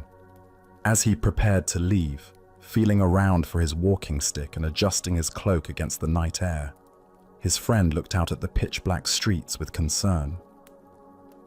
"Please," the friend said kindly, "let me give you my lantern to carry with you. The streets are particularly dark tonight, and there are many obstacles along the way." The blind man paused, surprised by the offer. "Why would I need a lantern?" he asked with gentle amusement. "You know I cannot see. The light won't help me find my way any better than darkness would. My feet know these streets, and my other senses guide me just fine." "Ah," his friend replied thoughtfully, "but perhaps the lantern isn't for you to see better.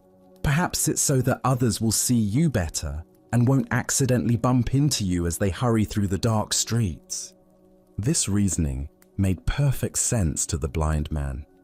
While he had learned to navigate the world without sight, he understood that others depended on their eyes and might not notice him in the darkness. "Of course," he said, accepting the lantern gratefully. "How thoughtful of you." The lantern was a simple but beautiful thing, made of rice paper stretched over delicate bamboo strips, with a candle secured safely inside. His friend lit the candle, and the warm glow illuminated a circle of ground around the blind man's feet. Even though he couldn't see the light himself, he could feel its warmth and knew that others would see him coming from a good distance away. Off he went into the night, the lantern swinging gently at his side as he made his way along the familiar path toward home. He felt confident and considerate, knowing that he was taking care both of his own safety and the safety of others who might be traveling these same dark streets. But he had walked only a few yards when suddenly, crack, another traveler walked straight into him. The collision was jarring, sending both men stumbling. The blind man's lantern swayed wildly, and he nearly lost his balance. "Why don't you watch where you're going?" the blind man called out indignantly, steadying himself and adjusting his robes. "Can't you see this lantern? I'm carrying it specifically so people like you won't bump into me." The other traveler, equally surprised by the collision, looked at the blind man's lantern and couldn't help but laugh. "My friend," he said gently, "why don't you light the candle? Your lantern is completely dark." The blind man reached toward his lantern and felt around the bamboo frame. Sure enough, the candle had gone out shortly after he left his friend's house, though he had been completely unaware of it. He had been walking through the darkness, carrying what he believed was a source of light, but was actually just an empty container, no more illuminating than if he had carried nothing at all. The Buddha once said, "Thousands of candles can be lighted from a single candle, and the life of the candle will not be shortened. Happiness never decreases by being shared." This tale unveils the profound difference between carrying the container of wisdom and carrying wisdom itself. Why do we so often mistake the form of understanding for understanding itself? Zen Buddhism reveals that we frequently become attached to the external symbols of insight, the books we've read, the retreats we've attended, the spiritual concepts we can discuss, while the actual flame of awareness remains unlit within us. The blind man's situation is deeply familiar to anyone who has walked a spiritual path. We acquire the lantern of teachings, surround ourselves with the framework of practice, and assume that possessing these things means we are illuminated. But unless the candle of direct experience is actually burning, we're still walking in darkness while believing we carry light. Consider your own spiritual or philosophical understanding. How much of what you believe you know is actually lived wisdom, and how much is merely conceptual knowledge you're carrying around like an unlit lantern? The difference becomes apparent only when we encounter the inevitable collisions of real life, moments when our understanding is tested by actual circumstances. In Zen practice, we distinguish between knowing about and knowing directly. You can study everything ever written about the taste of an apple, but until you actually bite into one, your knowledge remains second-hand. Similarly, we can accumulate vast knowledge about peace, compassion, or wisdom without ever actually embodying these qualities. The blind man was sincere in his intentions. He genuinely wanted to help others see him and avoid accidents. But his good intentions couldn't substitute for the actual function of a lit candle. This is the challenge of all spiritual practice, not just wanting to be wise or appearing to be wise, but actually cultivating the direct experience that makes wisdom real. Zen Master Dogen taught, "To study the Buddha way is to study the self. To study the self is to forget the self." The lantern represents our self-concept as someone who is wise, spiritual, or enlightened. As long as we're primarily concerned with maintaining this identity, the actual candle of genuine insight remains unlit. The traveler who bumped into the blind man wasn't being cruel when he pointed out the obvious. Sometimes we need others to help us see that our candle has gone out, that we've been coasting on old understanding without tending to the flame of present moment awareness. Look deeply at your own experience. When do you find yourself carrying an unlit lantern? Perhaps it's when you offer advice you haven't fully integrated yourself, when you speak about peace while feeling agitated inside, or when you present yourself as having figured out something you're still actively struggling with. These aren't moral failures. They're simply signs that it's time to relight the candle. The beauty of this teaching is that discovering our lantern is dark isn't the end of the story, it's the beginning. The moment we realize we've been walking in darkness while believing we carried light, we can stop, find a source of flame, and actually illuminate our path. The lantern itself isn't useless. It just needs the essential element that makes it functional. In our relationships, careers, and spiritual practices, we encounter this same dynamic repeatedly. We develop the outer forms of expertise, the vocabulary, the credentials, the appearances of mastery, but sometimes lose touch with the living essence that originally inspired us. The marriage counselor whose own relationship is struggling, the teacher who has stopped learning, the spiritual practitioner who has become rigid in their practice, all are carrying unlit lanterns. The Buddha taught, better than 1,000 hollow words is one word that brings peace. One moment of genuine presence, authentic compassion, or real understanding illuminates more than years of accumulated concepts. The lit candle, however small, provides actual guidance in a way that the most beautiful empty lantern cannot. Zen practice continually asks us to check whether our candle is actually burning. Are we speaking from direct experience or from memory? Are we acting from present awareness or from habit? Are we offering genuine warmth and illumination, or just the appearance of these qualities? This isn't about achieving perfection or never having our candle go out. Candles extinguish naturally. That's their nature. Wind blows them out. They burn down. They flicker and fade. The practice is in noticing when the light has gone out and having the humility to relight it rather than pretending it's still burning. Tonight, as you consider the various roles you play and the wisdom you believe you possess, can you honestly assess which lanterns in your life are actually lit? Where are you carrying genuine understanding? And where might you be relying on the mere appearance of insight? Can you find the courage to acknowledge the dark lanterns without shame?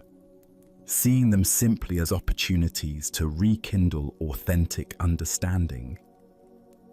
As Buddha's wisdom reminds us, 3 things cannot be long hidden: the sun, the moon, and the truth. Eventually, the darkness of an unlit lantern reveals itself through collision with reality. But rather than waiting for these inevitable bumps, we can choose to tend our inner flame with the same care we would give to any precious light, knowing that when it burns brightly, it illuminates not only our own path, but helps others find their way as well. Now, let us explore a story about fearlessness and the power that comes from accepting what cannot be changed. This is the encounter between the general and the Zen master who could not be moved. During the violent civil wars that tore through feudal Japan, armies swept across the countryside like natural disasters, conquering villages and controlling territories through force and intimidation.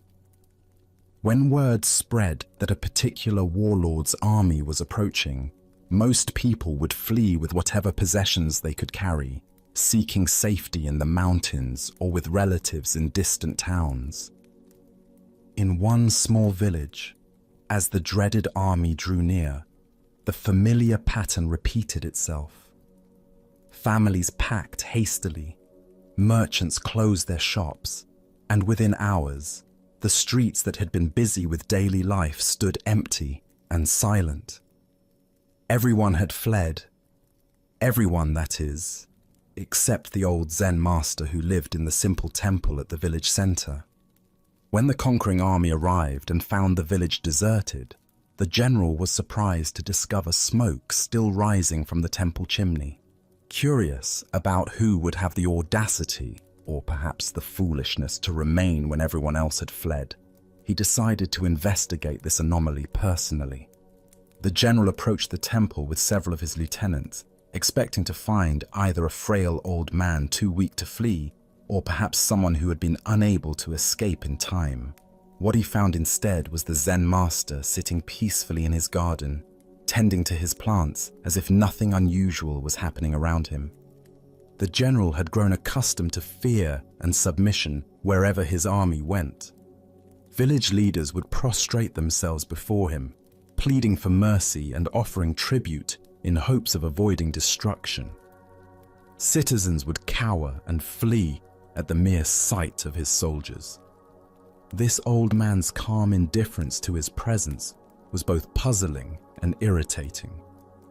When he wasn't treated with the deference and submissiveness to which he was accustomed, the general's face darkened with growing anger. Here was someone who didn't seem to understand the gravity of the situation or respect the power he represented. "You fool!" the general shouted, his voice echoing through the empty courtyard as he reached for his sword. His elaborate armor gleamed menacingly in the afternoon light, and his hand gripped his weapon with practiced ease. "Don't you realize that you are standing before a man who could run you through without blinking an eye?" The threat that had terrorized countless others left the master completely unmoved. He continued his careful tending of a small flowering bush, his hands steady and his expression serene. When he finally looked up at the general, it was with the same calm attention he had shown before, as if greeting any ordinary visitor to his garden. "And do you realize," the master replied with perfect equanimity, "that you are standing before a man who can be run through without blinking an eye?" The general stood speechless, his sword half drawn. His anger suddenly dissolved into something approaching awe. In all his years of warfare and conquest, he had encountered many forms of courage. The desperate bravery of cornered soldiers, the defiant rage of defeated enemies, the foolish boldness of young warriors. But he had never encountered anything like this. Complete acceptance without fear. Total peace in the face of death. The master's response revealed something the general had never considered. that there could be a power greater than the ability to kill, and that was the complete absence of fear about being killed. Here was someone who had so fully accepted the temporary nature of existence that even the threat of immediate death held no power over him. Slowly, the general returned his sword to its sheath. Without another word, he turned and walked away from the temple, leaving the master to continue his gardening in peace. The village remained untouched by the war, not because of any military strategy or negotiated protection, but because of one man's absolute fearlessness.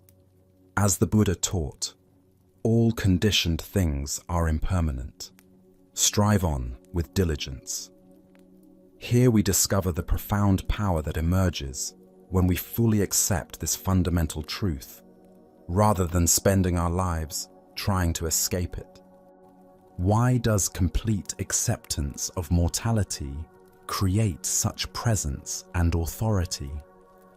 Zen Buddhism reveals that most of our fear comes not from external threats, but from our desperate clinging to what is inherently temporary.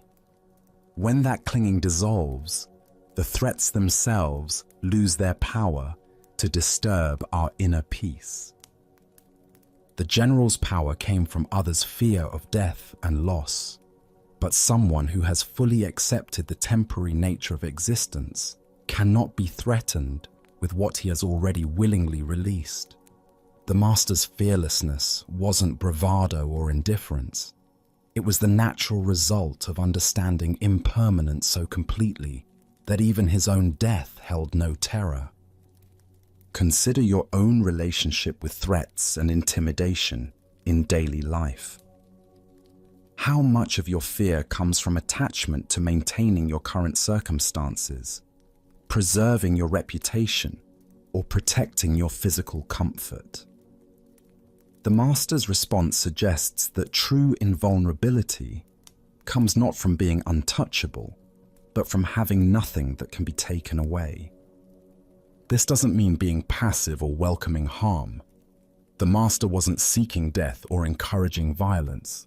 Rather, his complete acceptance of mortality's inevitability freed him from the paralyzing fear that controls most people when facing genuine danger. The Buddha said, "Better than 1,000 hollow words is one word that brings peace." The master's single response contained more power than any threat because it came from a place of absolute acceptance rather than resistance or fear. Tonight, as you consider the various pressures and threats you face, can you remember the master's profound response to the general's sword? Can you find the space where acceptance of impermanence creates not resignation, but a kind of unshakable presence that cannot be intimidated? Buddha's wisdom reminds us, the whole secret of existence is to have no fear. True freedom comes not from avoiding danger, but from understanding so completely that we cannot ultimately be harmed, that external threats become powerless to disturb our essential peace. Now, let us explore a Zen story about the traps we create through our own grasping. This teaching comes to us through the ancient wisdom of those who observed both human nature and the natural world with equal clarity. In the tropical forests of Southeast Asia, where coconut palms sway in the ocean breeze and monkeys chatter among the emerald canopy, local hunters developed an ingenious method for capturing these agile creatures. The technique required no violence, no speed, and no superior strength. Instead, it relied upon understanding a fundamental aspect of the monkey's nature that would become its undoing. The hunters would select a coconut and carefully hollow out its interior through a small opening, leaving just enough space for their trap. Into this hollow chamber, they would place a handful of sweet rice, its aroma irresistible to any hungry monkey. The opening was crafted with precise dimensions, large enough for a monkey's open hand to reach inside, but too small for a clenched fist to withdraw. When a curious monkey discovered this strange coconut attached to a tree, it would investigate by reaching inside for the rice. The moment its fingers closed around the grains, it became trapped, not by any external force, but by its own unwillingness to release what it had grasped. The monkey could have freed itself instantly simply by opening its hand and letting go of the rice. But this solution seemed impossible from within its limited perspective. The hunters would find these monkeys sitting by their traps, sometimes for hours, pulling frantically at their trapped hands while refusing to release the very thing that held them captive. The rice that had promised nourishment became the source of their captivity. Their natural intelligence, so evident in other situations, seemed to abandon them when faced with the simple choice between holding on and letting go. What made this trap so effective wasn't its physical construction but its psychological design. It transformed the monkey's own grasping nature into the mechanism of its capture. The stronger the monkey pulled, the more trapped it became. The tighter it gripped the rice, the more impossible escape appeared. The Buddha taught, "You only lose what you cling to." This profound teaching points directly to the monkey's predicament and our own. The story illuminates how our attachments, no matter how seemingly small or justified, can become the very prisons that limit our freedom. Why do we hold so tightly to things that ultimately constrain our movement through life? Buddhist psychology identifies this pattern as the root of much human suffering. Our minds, like the monkey's instincts, are conditioned to grasp what appears beneficial and hold on regardless of consequences. We close our mental fists around possessions, relationships, identities, opinions, and even spiritual experiences, believing that our security depends on our grip strength. This grasping operates across every dimension of human experience. We cling to past versions of ourselves that no longer serve our growth. We hold on to resentments that poison our present happiness. We grasp at relationships beyond their natural seasons. We clutch at achievements and possessions as if they could provide lasting security. We even grip our spiritual insights so tightly that they become obstacles to further awakening. The coconut trap reveals how what we think will nourish us can become what confines us. The rice represents all those things we convince ourselves we cannot live without. Perhaps it's a particular lifestyle, a specific role or identity, a certain level of comfort, or even an image of how our spiritual journey should unfold. Like the monkey, we often cannot see that our freedom lies in simply opening our hand. Master Huang Po taught, "Nothing is gained by addition, nothing is lost by subtraction." This points to the liberating truth that our essential nature cannot be enhanced by accumulating things or diminished by releasing them. The monkey's true nature isn't improved by possessing rice, yet its conditioning makes release feel like loss rather than relief. Consider the coconut traps in your own life. What are you gripping so tightly that it prevents you from moving freely? Perhaps it's a job that no longer brings joy, but provides familiar security. Maybe it's a grudge that feels justified but weighs down your heart. It could be an image of yourself that once served you but now constrains your evolution. The practice of letting go doesn't mean becoming passive or uncaring. It means holding our preferences lightly, like water cupped in open palms rather than ice gripped in closed fists. When we release our desperate grasp on outcomes, we often discover that what we truly need flows toward us more naturally. Zen teacher Alan Watts observed that we suffer most when we confuse our maps with the territory, our concepts about life with life itself. The monkey cannot eat the concept of rice, yet it sacrifices its freedom for the illusion of possession. Similarly, we often sacrifice our peace for mental objects that exist more in our imagination than in reality. Tonight, as you notice the various things your mind tells you that you cannot release, can you experiment with gently opening your hand? Perhaps you'll find that letting go doesn't mean losing what matters, but discovering what freedom feels like. As the Buddha reminded us, in the end, just 3 things matter: how well we have lived, how well we have loved, how well we have learned to let go. The coconut trap teaches us that sometimes the greatest strength lies in knowing when to open our grasp. Our next story reveals the power of returning to what is real when fear threatens to overwhelm us. This is the tale of the captured warrior. In ancient Japan, during a time of constant warfare between rival clans, a skilled warrior found himself on the losing side of a fierce battle.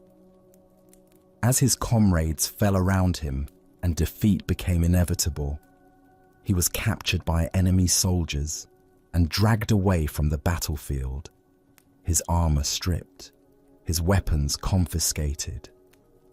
That evening, they threw him into a dark, cramped prison cell with stone walls that seemed to press in from all sides. The heavy wooden door slammed shut with a finality that echoed through his bones. As darkness settled over the prison, the warrior's mind began to race with terrifying possibilities. Tomorrow, they would come for him. He knew the customs of war. First would come the interrogation, designed to extract information about his lord's defenses, troop movements, and strategic plans. When he refused to speak, as honor demanded, they would resort to torture. Hot iron, bamboo splinters under his fingernails, methods he had heard described in hushed tones by other warriors. And when they had extracted what they could, or when they grew tired of his silence, would come the execution. As these thoughts consumed him, his heart began to pound so violently he feared it might burst. His breathing became shallow and rapid. Sweat beaded on his forehead despite the cool night air. Sleep seemed impossible as his mind conjured increasingly vivid scenarios of tomorrow's suffering. Hours passed in this torment. The warrior paced his small cell, sat against the cold stone wall, lay on the straw-covered floor.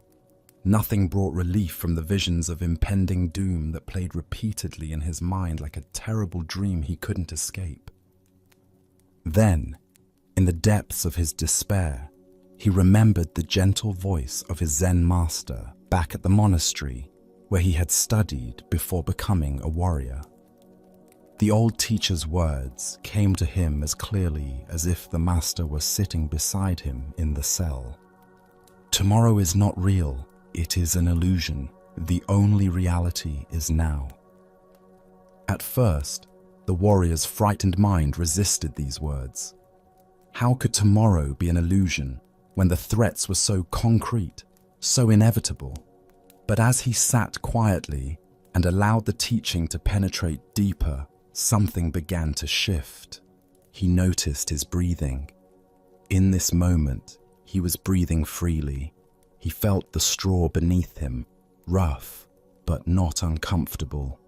He heard the sound of wind moving through the trees outside his window, a sound that spoke of the natural world, continuing its ancient rhythms regardless of human conflict.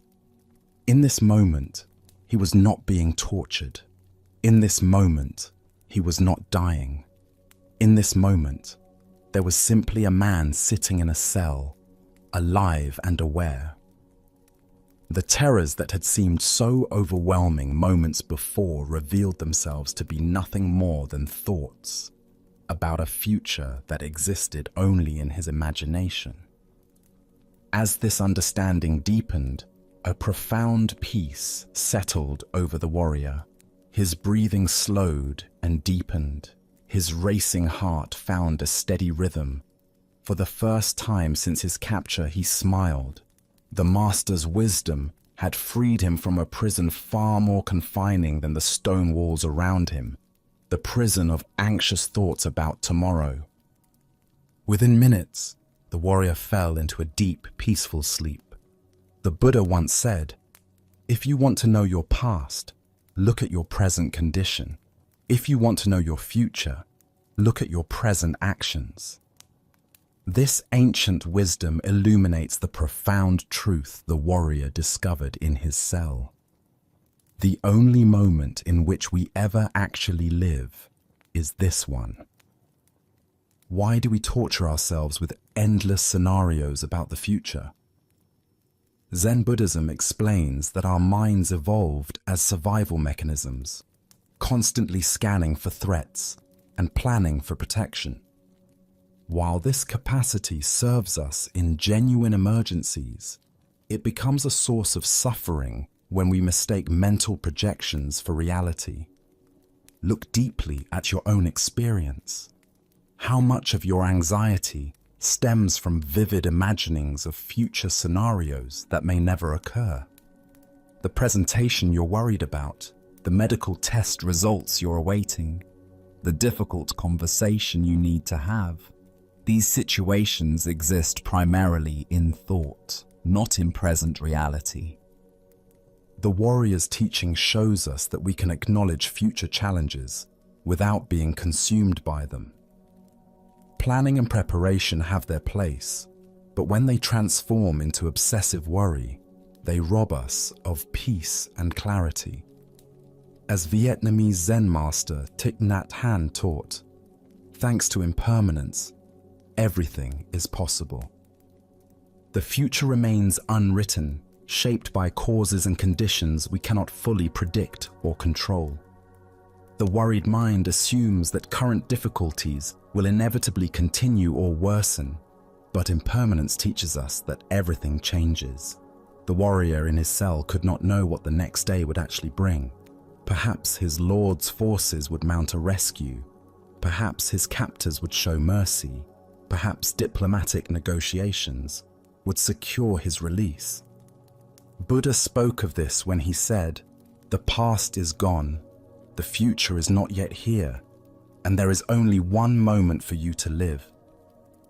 This teaching doesn't encourage us to ignore future responsibilities or avoid reasonable planning. Instead, it invites us to recognize where our attention habitually goes, and to gently guide it back to the richness of present experience. In Zen practice, we cultivate what's called beginner's mind, approaching each moment with fresh awareness rather than predetermined anxiety. When we truly inhabit the present, we often discover that it contains resources for peace and clarity that worried thinking never revealed. Consider how the warrior's shift in attention transformed his entire experience. The same cell, the same uncertain future, but by returning to present moment awareness, suffering transformed into peace. This transformation is available to us in every moment of anxiety or fear. Tonight, as you notice your mind creating stories about tomorrow's challenges, remember the captured warrior and his master's wisdom. What is actually happening right now? What simple experiences, breathing, sitting, the temperature of the air, are available to anchor you in reality rather than imagination? As the Buddha taught, do not dwell in the past. Do not dream of the future. Concentrate the mind on the present moment. In this teaching lies the key to the warrior's prison and our own. Let us now turn to a tale about the courage to trust life's current. This is the story of the Crystal River. In the depths of a great crystal river, where water flowed clear as mountain air, there lived an entire village of small creatures. The river's current moved above them like a gentle breath, carrying the wisdom of countless springs and distant seas. Young and old, rich and poor, all made their home along the sandy bottom, each creature grasping tightly to stones, branches, and roots. For generations, clinging had been their way of survival. Every creature learned from birth to wrap their appendages around river rocks and fallen wood. "Hold on," the elders would say. "The current is dangerous. It will sweep you away to places unknown. Safety lies in staying exactly where you are." But one small creature grew weary of this endless grasping. Day after day, he watched the current flow overhead, seeing how it moved with such purpose and grace. While his neighbors complained about the effort required to maintain their grip, he found himself wondering what it might feel like to trust that flowing water. "I am tired of clinging," he announced one morning. "Though I cannot see where it leads, I trust that the current knows its destination. I shall let go and allow it to carry me where it will, for I fear that if I continue clinging, I shall die of boredom before I ever truly live." The other creatures gasped in horror. "Fool!" they cried. "Let go, and that current will tumble you mercilessly across the rocks below. You will be battered and broken, dying far more quickly than any boredom could kill you." But the small creature had made his decision. Taking one last look at his neighbors, he released his grip on the familiar stone. Immediately, the current seized him, and just as the others had predicted, he was tumbled and tossed across the rocky bottom. His small body struck stone after stone, each impact bringing pain he had never experienced while safely clinging. Yet something remarkable began to happen. As the creature continued to surrender to the current's power, refusing to grab for new anchors despite his pain, the water gradually lifted him higher from the dangerous bottom. The tumbling ceased. The rocks could no longer reach him. Now he flowed with the current itself, no longer fighting its direction, but becoming one with its movement. As he traveled downstream, creatures in distant parts witnessed something they had never seen. Here was one of their own kind, yet he appeared to be flying through the water, moving with the elegant power of the current itself. "See a miracle!" they called out. "A creature like ourselves, yet he soars. Surely he is the Messiah, come to save us all." The flowing creature heard their cries and felt compassion for their misunderstanding. "I am no more Messiah than any of you," he called back. "The river delights in lifting us all free, if only we dare to let go. Our true work is not clinging to the bottom, but embracing this voyage, this grand adventure of trust and flow." But the creatures only cried louder, "Savior, Savior!" Even as they spoke, they tightened their grips on rocks and roots. They watched until he disappeared around a bend, then began weaving legends about the miraculous Savior who had briefly graced their village. Buddha's wisdom reminds us, you only lose what you cling to. This ancient teaching illuminates the profound paradox at the heart of human experience. We spend our lives grasping for security and control, believing that our safety depends on holding tight to familiar circumstances. Yet in this very grasping, we create the suffering we seek to avoid. Why do we cling so desperately when the current offers to carry us toward unknown adventures? Zen Buddhism reveals that from early childhood, we learn the known is safe and the unknown dangerous. This conditioning becomes a spiritual obstacle when it prevents growth beyond familiar limitations. We also suffer from the illusion of control, believing that by grasping circumstances, relationships, and identities, we can stop the natural flow of change. This creates enormous tension because it puts us in opposition to reality itself. Life is constant movement, and when we resist this truth, we exhaust ourselves fighting currents far more powerful than our individual will. Consider the areas of your life where you find yourself clinging. Perhaps it's a relationship that has outgrown its original form, a career that no longer brings joy, or an image of yourself that now constrains your growth. The current of change will flow whether we resist it or not. Our choice is whether to exhaust ourselves in futile opposition or discover the grace available in conscious surrender. The Buddha said, "Nothing is permanent except change." Water doesn't fight the mountainside. It finds the natural pathway down. When we learn to move with life's current rather than against it, we discover effortless effectiveness that rigid resistance can never achieve. Tonight, as you rest in this moment's stillness, what might you be ready to release? Perhaps it's a worry about tomorrow's challenges, a resentment from yesterday's disappointments, or a way of defining yourself that has grown too small. Can you feel into the current of this moment's aliveness and trust its direction? As the Buddha taught, let go of what has passed. Let go of what may come. Let go of what is happening now. Relax right now and rest. In this trust, we discover that the current we feared would destroy us is actually the very force that can carry us home to our true nature. Now, let us explore a Zen story about creative compassion and the unexpected ways wisdom can serve practical human needs. This is the magical squash.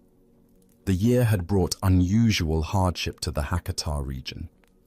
A cholera epidemic had swept through the area like wildfire, leaving communities paralyzed with fear and confusion about how the deadly disease spread and what could prevent it. In the midst of this crisis, old superstitions and desperate theories flourished as people grasped for any sense of control over their frightening circumstances. Among those affected by the epidemic's economic impact was the head of Hapiakuya, a merchant house that had made what seemed like a shrewd business decision earlier in the year. Anticipating high demand for squash during the harvest season, the merchant had invested heavily, purchasing enormous quantities of the vegetable from local farmers. Under normal circumstances, this investment would have yielded substantial profits. But these were far from normal circumstances. As fear of cholera spread through the community, a rumor began circulating that eating squash would increase one's susceptibility to the disease. Whether this belief arose from some misunderstood medical advice or simply from the panic that accompanies epidemic disease, it took hold with devastating effectiveness. Suddenly, no one would buy squash at any price. The merchant, watching his investment rot and his family's financial future crumble, arrived at Master Sengai's temple in obvious distress. "Your Reverence," he said, his voice heavy with desperation. "This year I expected big profits from squash, so I bought up huge quantities. But now people believe that eating squash will give them cholera, and nobody is purchasing anything. If I can't sell these vegetables, my family will be ruined financially. Please, you must help me." Master Sengai listened with genuine concern to the man's predicament. Here was a concrete human problem requiring immediate practical solution, not abstract philosophical discussion. "That's really terrible," he said with sincere sympathy.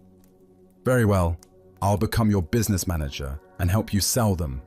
Please bring all your squash here to the temple." The merchant was bewildered by this unexpected offer. What could the Zen master possibly have in mind? How could a spiritual teacher succeed in selling vegetables that the entire community refused to buy? Nevertheless, having no better options, he dutifully loaded all his remaining squash onto carts and transported them to Shofukuji Temple. Master Sengai's solution was both brilliant and audacious. He piled all the vegetables prominently in front of the temple's main gate, where they couldn't be missed by anyone approaching the sacred grounds. Then he created a large sign with bold characters that read, "Magical Cholera Prevention Squash." Spreading his meditation mat alongside this impressive display, he sat down and began practicing zazen in full view of anyone passing by. The effect was immediate and remarkable. Word of the master's magical squash spread throughout the district with the same speed that the cholera fear had initially propagated. People began arriving from all directions, eager to purchase vegetables that were now perceived as protective medicine rather than dangerous food. The sight of the revered Zen master meditating beside his display added an aura of authentic spiritual authority to the entire enterprise.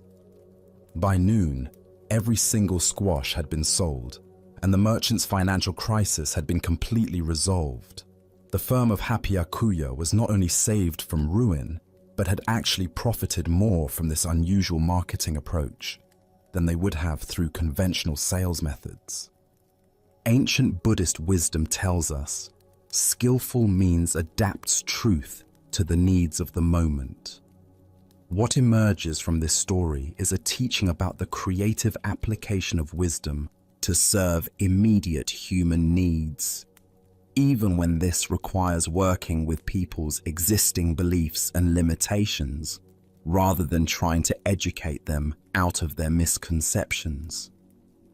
This tale unveils something profound about the nature of compassionate action.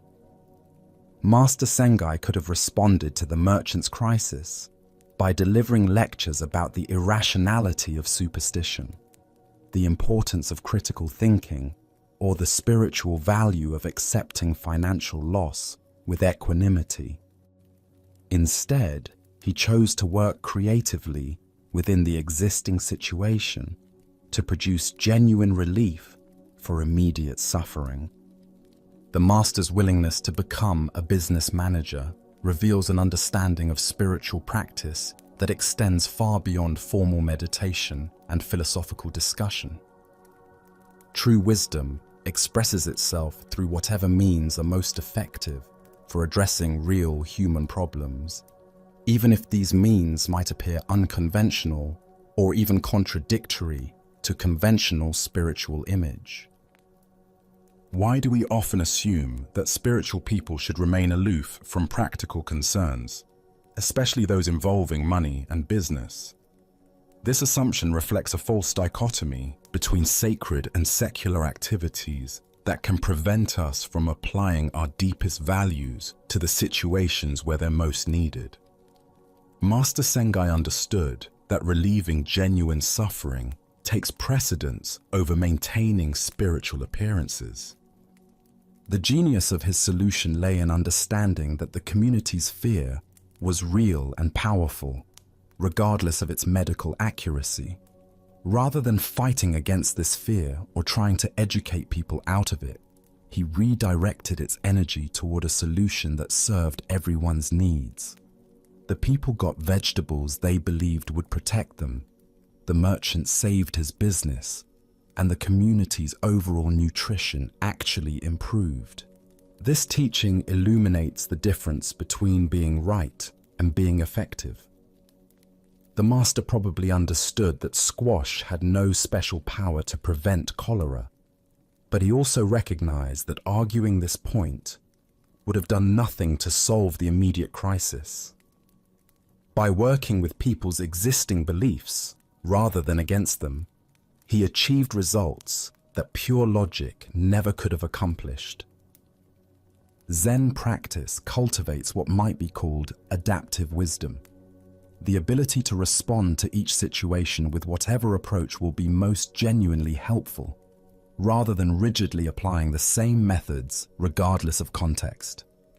This requires a kind of ego flexibility that prioritizes outcomes over self-image, effectiveness over consistency. We can observe similar opportunities for creative problem-solving in many areas of modern life. The therapist who works with a client's existing framework, rather than insisting they adopt new therapeutic language.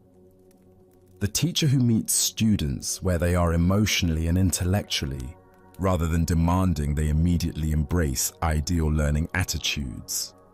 The leader who acknowledges team members' concerns, rather than dismissing them as irrational. This story also points us toward understanding the power of symbolic action and ritual in creating psychological change. The master's meditation beside the squash display wasn't just marketing theater. It was a genuine spiritual practice that infused the entire situation with sacred intention and authentic presence. Additionally, our minds tend to separate spiritual practice from practical problem solving, as if wisdom should only concern itself with eternal matters rather than immediate needs.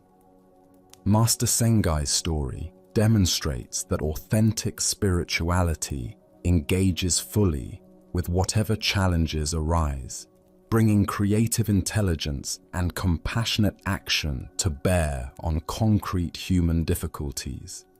The transformation of dangerous squash into magical squash reveals another teaching about the power of framing and perception in determining reality. The vegetables themselves remained unchanged, but their meaning and impact shifted completely through the master's creative intervention. This suggests that many of our problems might be solved not by changing external circumstances, but by shifting how we understand and present them. Tonight, as you consider challenges in your own life or community, can you identify situations where creative reframing or working with existing beliefs might be more effective than direct confrontation or logical argument? What would it mean to prioritize genuine helpfulness over being right or maintaining ideal consistency? Buddha's wisdom reminds us, if you want to know your past, look at your present. If you want to know your future, change your present. Through skillful, creative action that meets people where they are, rather than where we think they should be, we can transform seemingly impossible situations into opportunities for genuine benefit and mutual flourishing. Let us keep going on our journey through these Zen teachings with a story that takes us back to the very beginning of spiritual seeking, reminding us that the innocent questions of childhood often contain the deepest wisdom. This is the flounder. When Master Ryokan was just 6 or 7 years old, long before he would become known for his wisdom and gentle compassion, he was simply a small boy living in his family home and subject to the ordinary expectations and disciplines that parents impose on their children. Like all children, he sometimes struggled with the routines and demands of family life, occasionally testing the boundaries of what was acceptable behavior. One particular morning, young Ryokan had slept later than was considered appropriate for a child his age. In households of that era, early rising was not just a preference, but a moral expectation, reflecting values of industry, discipline, and proper character development that parents felt responsible for instilling in their offspring. When his father discovered that the boy had overslept, he responded with the kind of correction that was considered both normal and necessary for proper child rearing. But young Ryokan's reaction to this parental discipline was not the immediate contrition or apology that his father expected. Instead, The boy looked up at his father with an intense, unwavering stare that seemed to challenge the authority being exercised over him. This direct, unflinching gaze from his small son struck the father as inappropriate and even defiant. In a culture that valued respectful submission to parental authority, such bold staring could be interpreted as disrespectful confrontation rather than innocent curiosity or natural childhood response to discipline. Anyone who glares at his father like that, the father declared, with the conviction of someone delivering both punishment and prophetic warning, will surely turn into a flounder. This pronouncement wasn't merely an expression of parental frustration, but reflected traditional beliefs about the consequences of improper behavior and disrespectful attitudes toward one's elders. In the folk wisdom of the time, certain forms of moral transgression could literally transform a person into animal form, with the specific animal chosen reflecting the nature of the offense. Upon hearing his father's words, young Ryokan was immediately filled with terror. Unlike an adult who might dismiss such a statement as metaphorical or emotional exaggeration, the child took his father's declaration with complete literalness. The prospect of actually transforming into a flounder, losing his human form and becoming a flat fish, seemed not only possible, but imminent and inevitable. Without saying another word, the frightened boy fled suddenly from the house and disappeared into the surrounding countryside.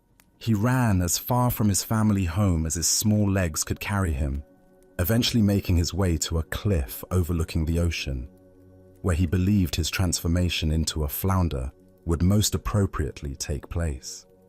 As the day progressed and young Ryokan failed to return home, the entire household became increasingly worried about his whereabouts.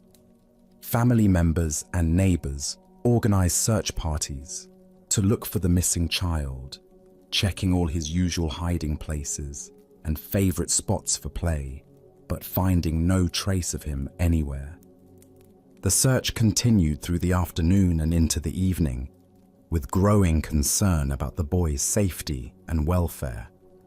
Finally, as darkness began to fall, the searchers discovered young Ryokan sitting alone and dejected on the cliff by the ocean, staring out at the waves that he believed would soon become his natural habitat.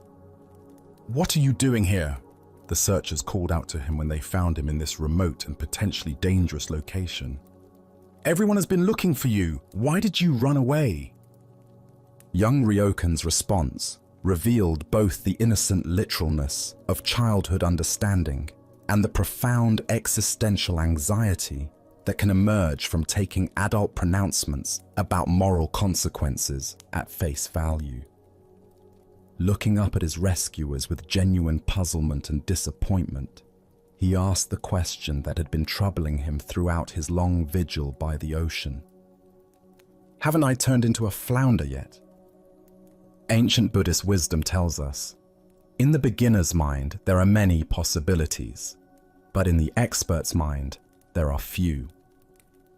The heart of this lesson lies in understanding how the fresh, unfiltered perception of childhood can reveal profound truths about the nature of identity, transformation, and the power of belief that adult sophistication often obscures.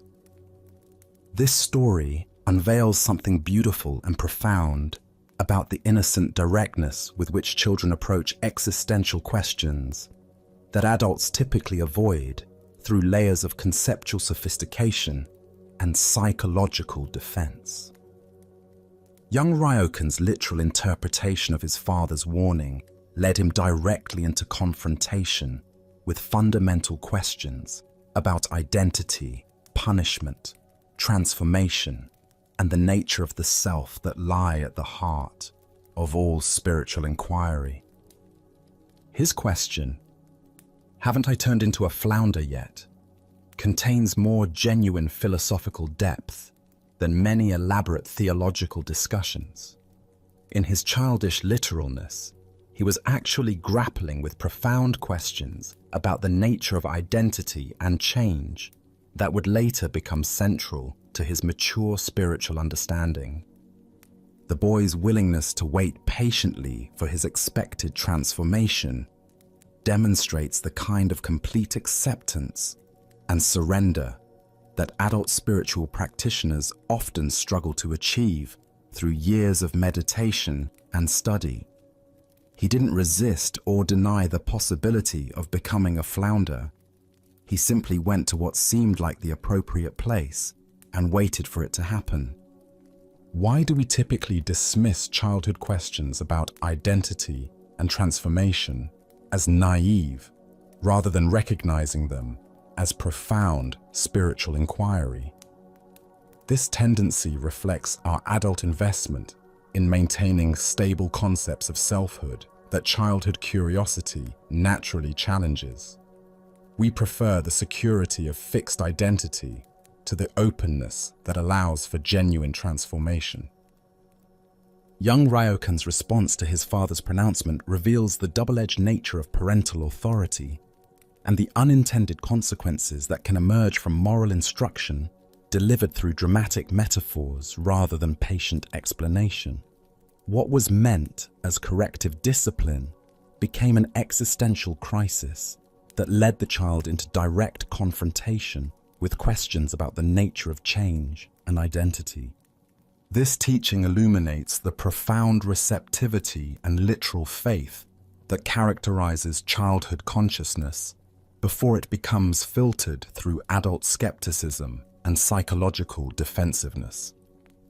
The boy's complete belief in the possibility of transformation, while seemingly naive, actually demonstrates the kind of openness to radical change that authentic spiritual development requires.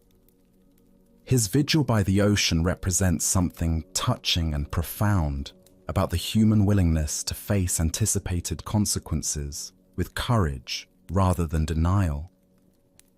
Unlike adults who might try to rationalize away unwelcome possibilities or distract themselves from difficult realities, young Ryokan went directly to where he believed his transformation would occur and waited with patient acceptance. This story also reveals how often our deepest spiritual insights emerge from taking seriously questions and possibilities that conventional wisdom dismisses as impossible or irrelevant. The child's literal interpretation of metaphorical language led him into genuine contemplation of transformation and identity that most adults avoid through interpretive sophistication. We can observe similar dynamics in many areas where childlike directness reveals truths that adult complexity obscures. The innocent questions that cut through elaborate explanations to expose underlying assumptions. The simple observations that reveal the arbitrary nature of social conventions. The natural curiosity about existence that isn't yet constrained by concepts of what's reasonable to wonder about. Zen practice cultivates what might be called mature innocence, the ability to approach profound questions with the same fresh directness that young Ryokan brought to his father's pronouncement, while integrating adult understanding and discernment. This involves recovering the capacity for wonder and literal engagement with possibilities that sophisticated thinking often dismisses. The image of the small boy sitting alone by the ocean, waiting patiently to become a flounder, captures something essential about the spiritual journey itself. The willingness to go to the edge of our known world and wait there with openness for whatever transformation life might bring, even if that transformation challenges everything we think we know about who we are. Additionally, our minds tend to assume that spiritual maturity involves moving beyond the simple questions of childhood toward more complex and sophisticated understanding. But this story suggests that the deepest wisdom often involves returning to childhood's direct engagement with existential mysteries, informed by adult experience but not constrained by adult assumptions about what's possible. The story points us toward understanding that authentic transformation often requires the kind of radical openness to change that young Ryokan demonstrated, the willingness to wait patiently at the edge of the unknown, ready to become whatever life requires us to become, even if it challenges our most basic assumptions about our own nature. Tonight, as you consider your own relationship to transformation and change, can you recover some of young Ryokan's innocent willingness to take seriously the possibility of profound alteration in your own nature?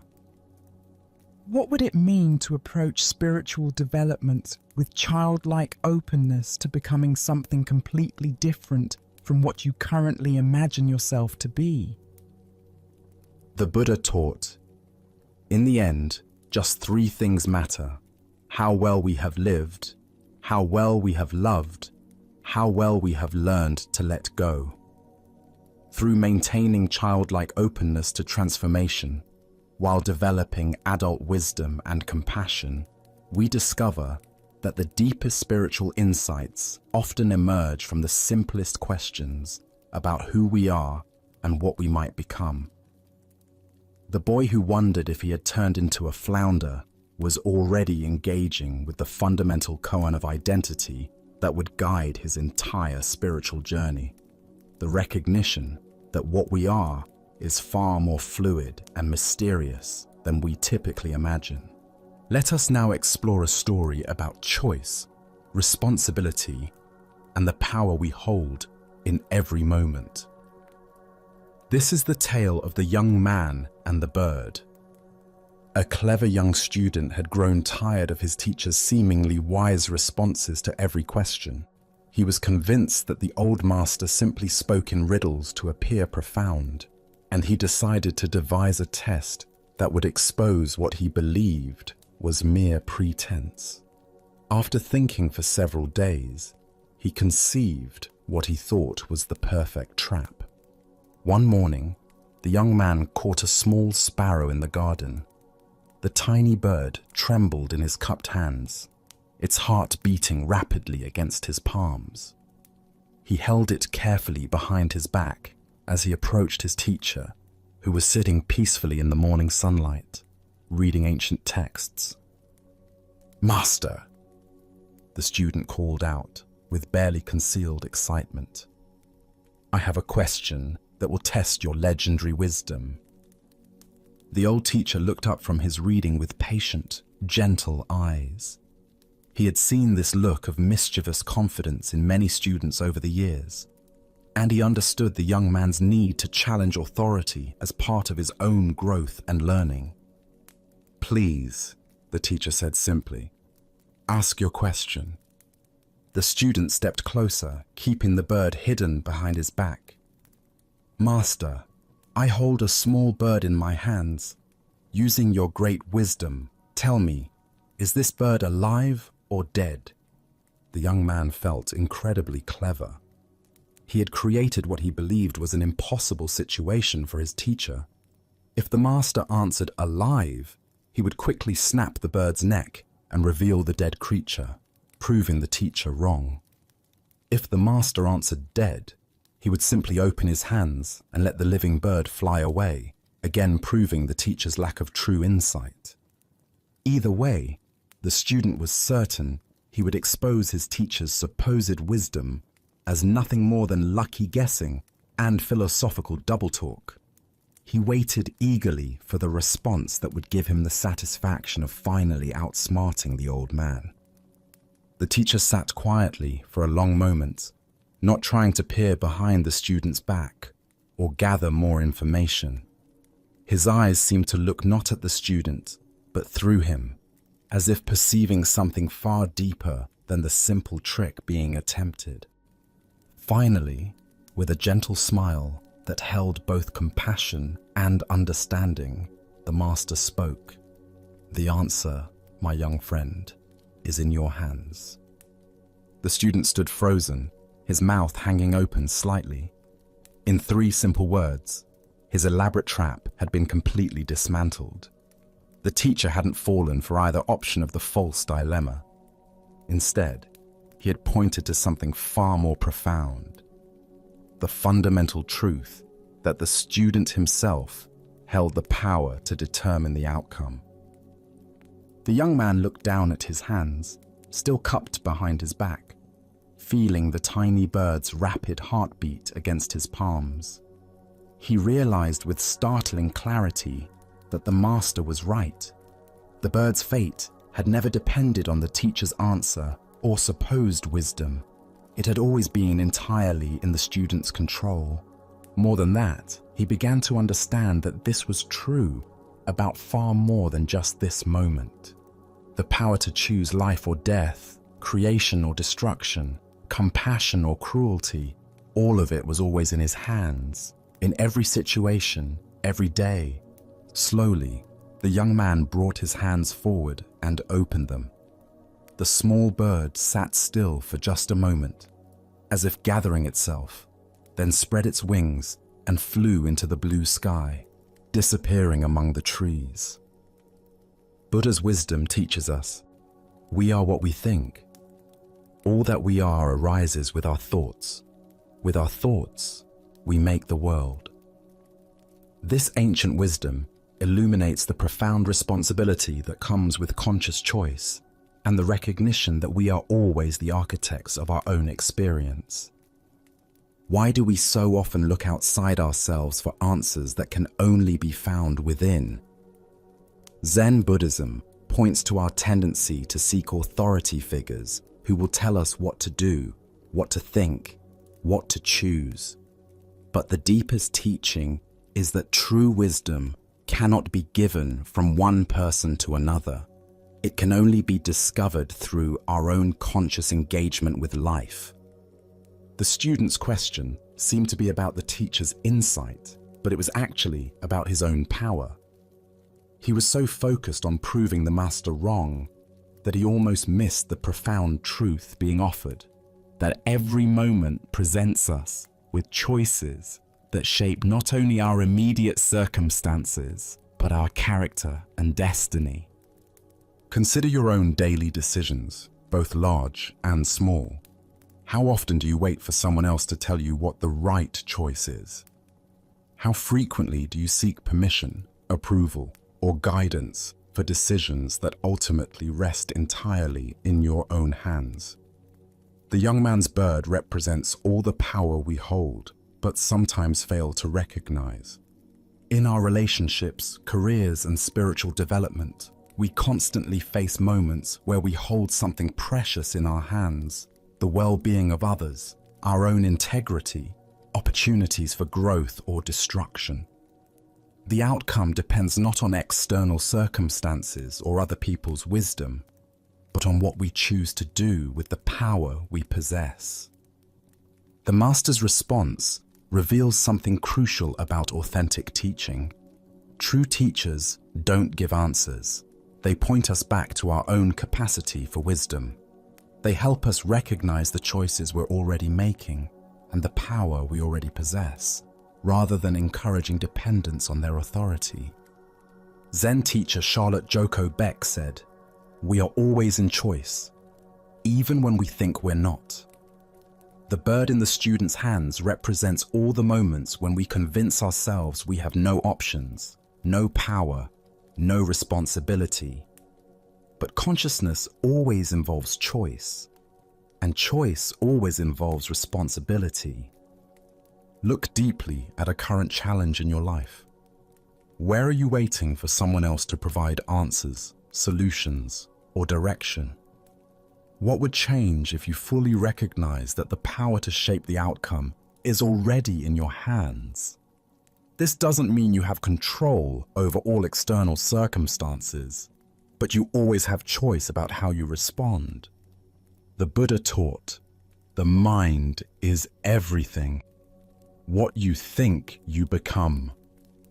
Every thought, every intention, every action is like the student's choice with the bird, an opportunity to create life or death, beauty or suffering, wisdom, or ignorance? The answer is always in our hands.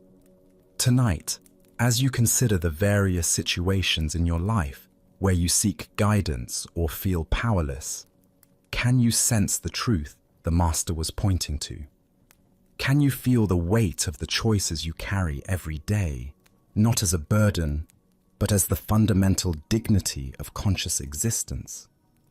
As the Buddha observed, no one saves us but ourselves. No one can and no one may. We ourselves must walk the path. The bird flies free, not because of the teacher's wisdom, but because of the student's choice. In recognizing our own power to choose life over death, compassion over cruelty, truth over deception, we discover that the answer to every important question has always been in our hands. Now, let us explore a story about the paradoxical nature of spiritual seeing and the limits of conceptual understanding. This is the teaching of 3 strikes and deeper vision. In the mountain monastery, where the 6th patriarch Hui Neng taught, students came from across China to study with the Master, whose realization was said to surpass all others of his time. Among these seekers was a brilliant young monk named Shen Hui, known for his sharp intellect and probing questions. Unlike many students who approached the patriarch with humble requests for basic instruction, Shen Hui often challenged the Master with sophisticated philosophical inquiries. One afternoon, as golden sunlight streamed through the monastery windows and the air carried the peaceful sounds of monks going about their daily practice, Shen Hui found the 6th patriarch sitting quietly in the main hall. The Master's posture was perfectly still, his breathing soft and natural, his expression serene yet alert, the embodiment of meditation in action. Seeing an opportunity to test his understanding against the Master's realization, Shen Hui approached with a question that had been forming in his mind during his own meditation practice. The nature of perception during spiritual practice had become a source of great curiosity and confusion for him. "Hi, Master," Shen Hui said, bowing respectfully but speaking with the confidence of someone who believed his question particularly insightful. "When you sit in meditation, do you see or not?" To Shen Hui, this seemed like a perfectly reasonable inquiry into the mechanics of enlightened awareness. Did awakened consciousness involve special kinds of seeing? Did meditation reveal mystical visions or higher perceptions unavailable to ordinary minds? Or did true realization transcend seeing altogether, existing in some pure state beyond sensory experience? What he received in response was completely unexpected. Without warning, the 6th patriarch picked up his wooden teaching stick and struck Shen Hui 3 times in rapid succession, not gently, but with enough force that the blows stung sharply and left the young monk both physically uncomfortable and mentally bewildered. "When I hit you," the patriarch asked with the same calm tone one might use to discuss the weather, "does it hurt or not?" Shen Hui rubbed his smarting shoulders, his mind racing to understand what had just occurred. The question seemed simple enough, yet something about the context made him suspect that a straightforward answer might be inadequate.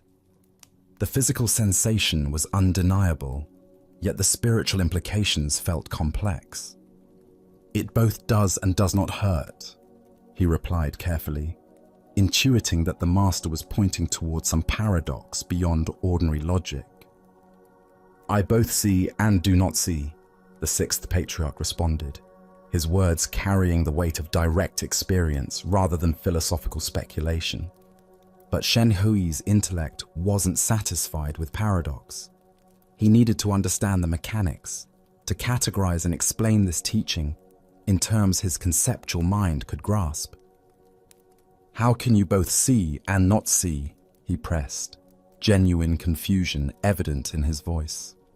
"That seems contradictory. Either you see during meditation or you don't. How can both be true simultaneously?" The patriarch's response came with the patience of someone who had spent decades helping students move beyond the limitations of dualistic thinking. "What I see," he explained with gentle clarity, "are the waverings and wanderings of my own mind.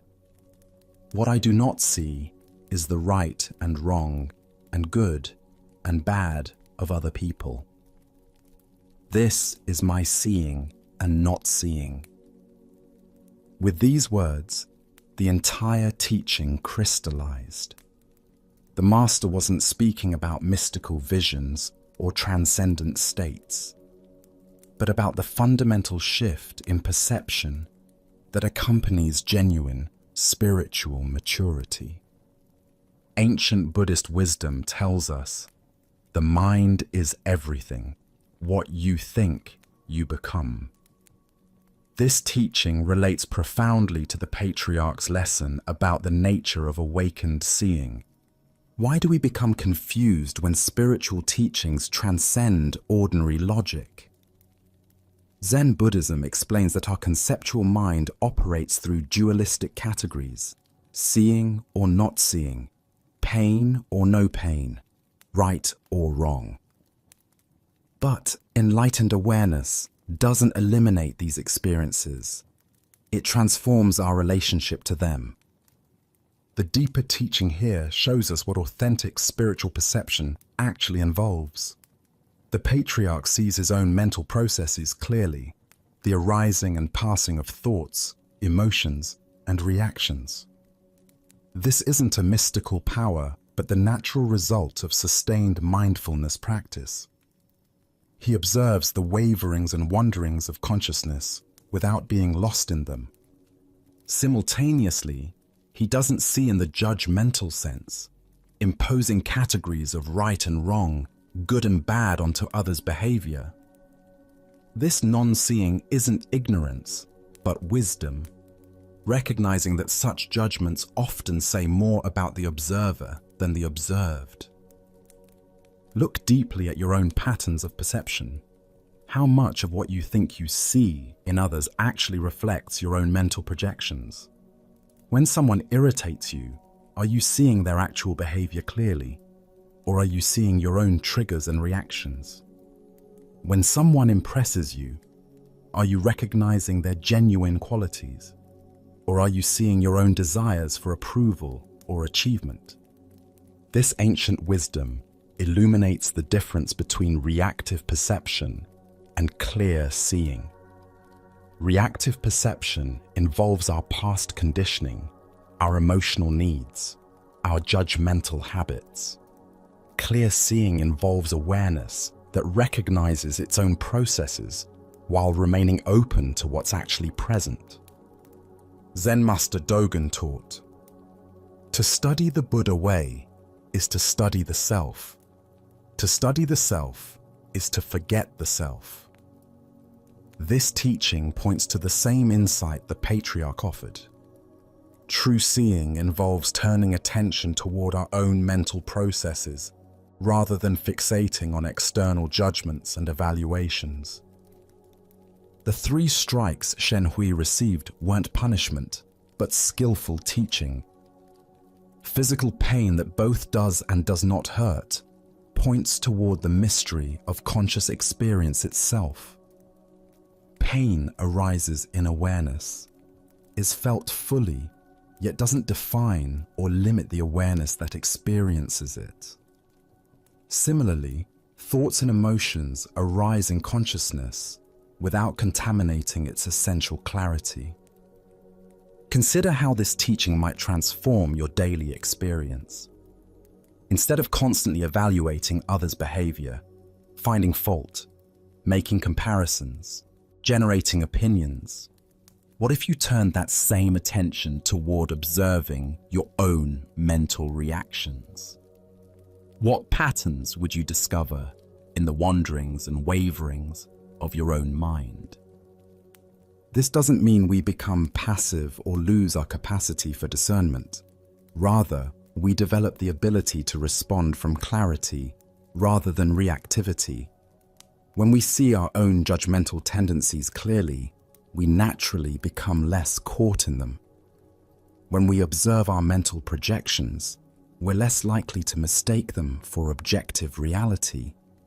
In Zen practice, we cultivate what's called mirror mind, awareness that reflects whatever arises without being stained or changed by it.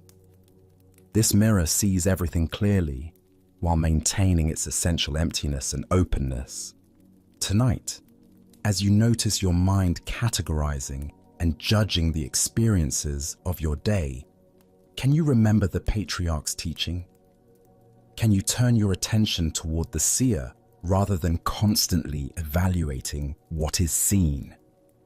Can you discover the freedom that comes from seeing your own mental processes without being enslaved by them?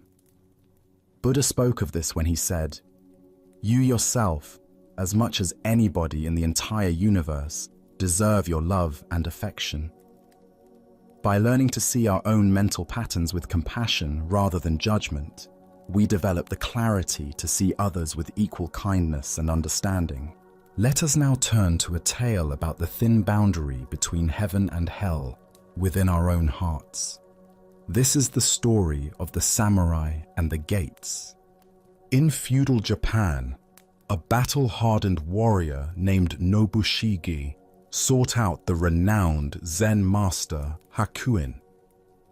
The samurai's armor bore the scars of countless conflicts, and his eyes carried the weight of a man who had seen too much violence.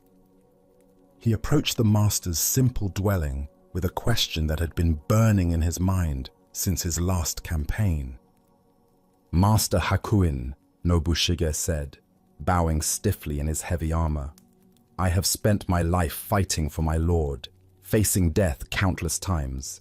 Tell me truthfully, is there really a paradise and a hell awaiting us after death?" Hakuin looked up from his tea, studying the warrior with penetrating eyes. "Who are you to ask such a question?" he inquired calmly. "I am a samurai," Nobushige replied with pride, straightening his shoulders. "I serve my lord with honor and have never retreated from battle."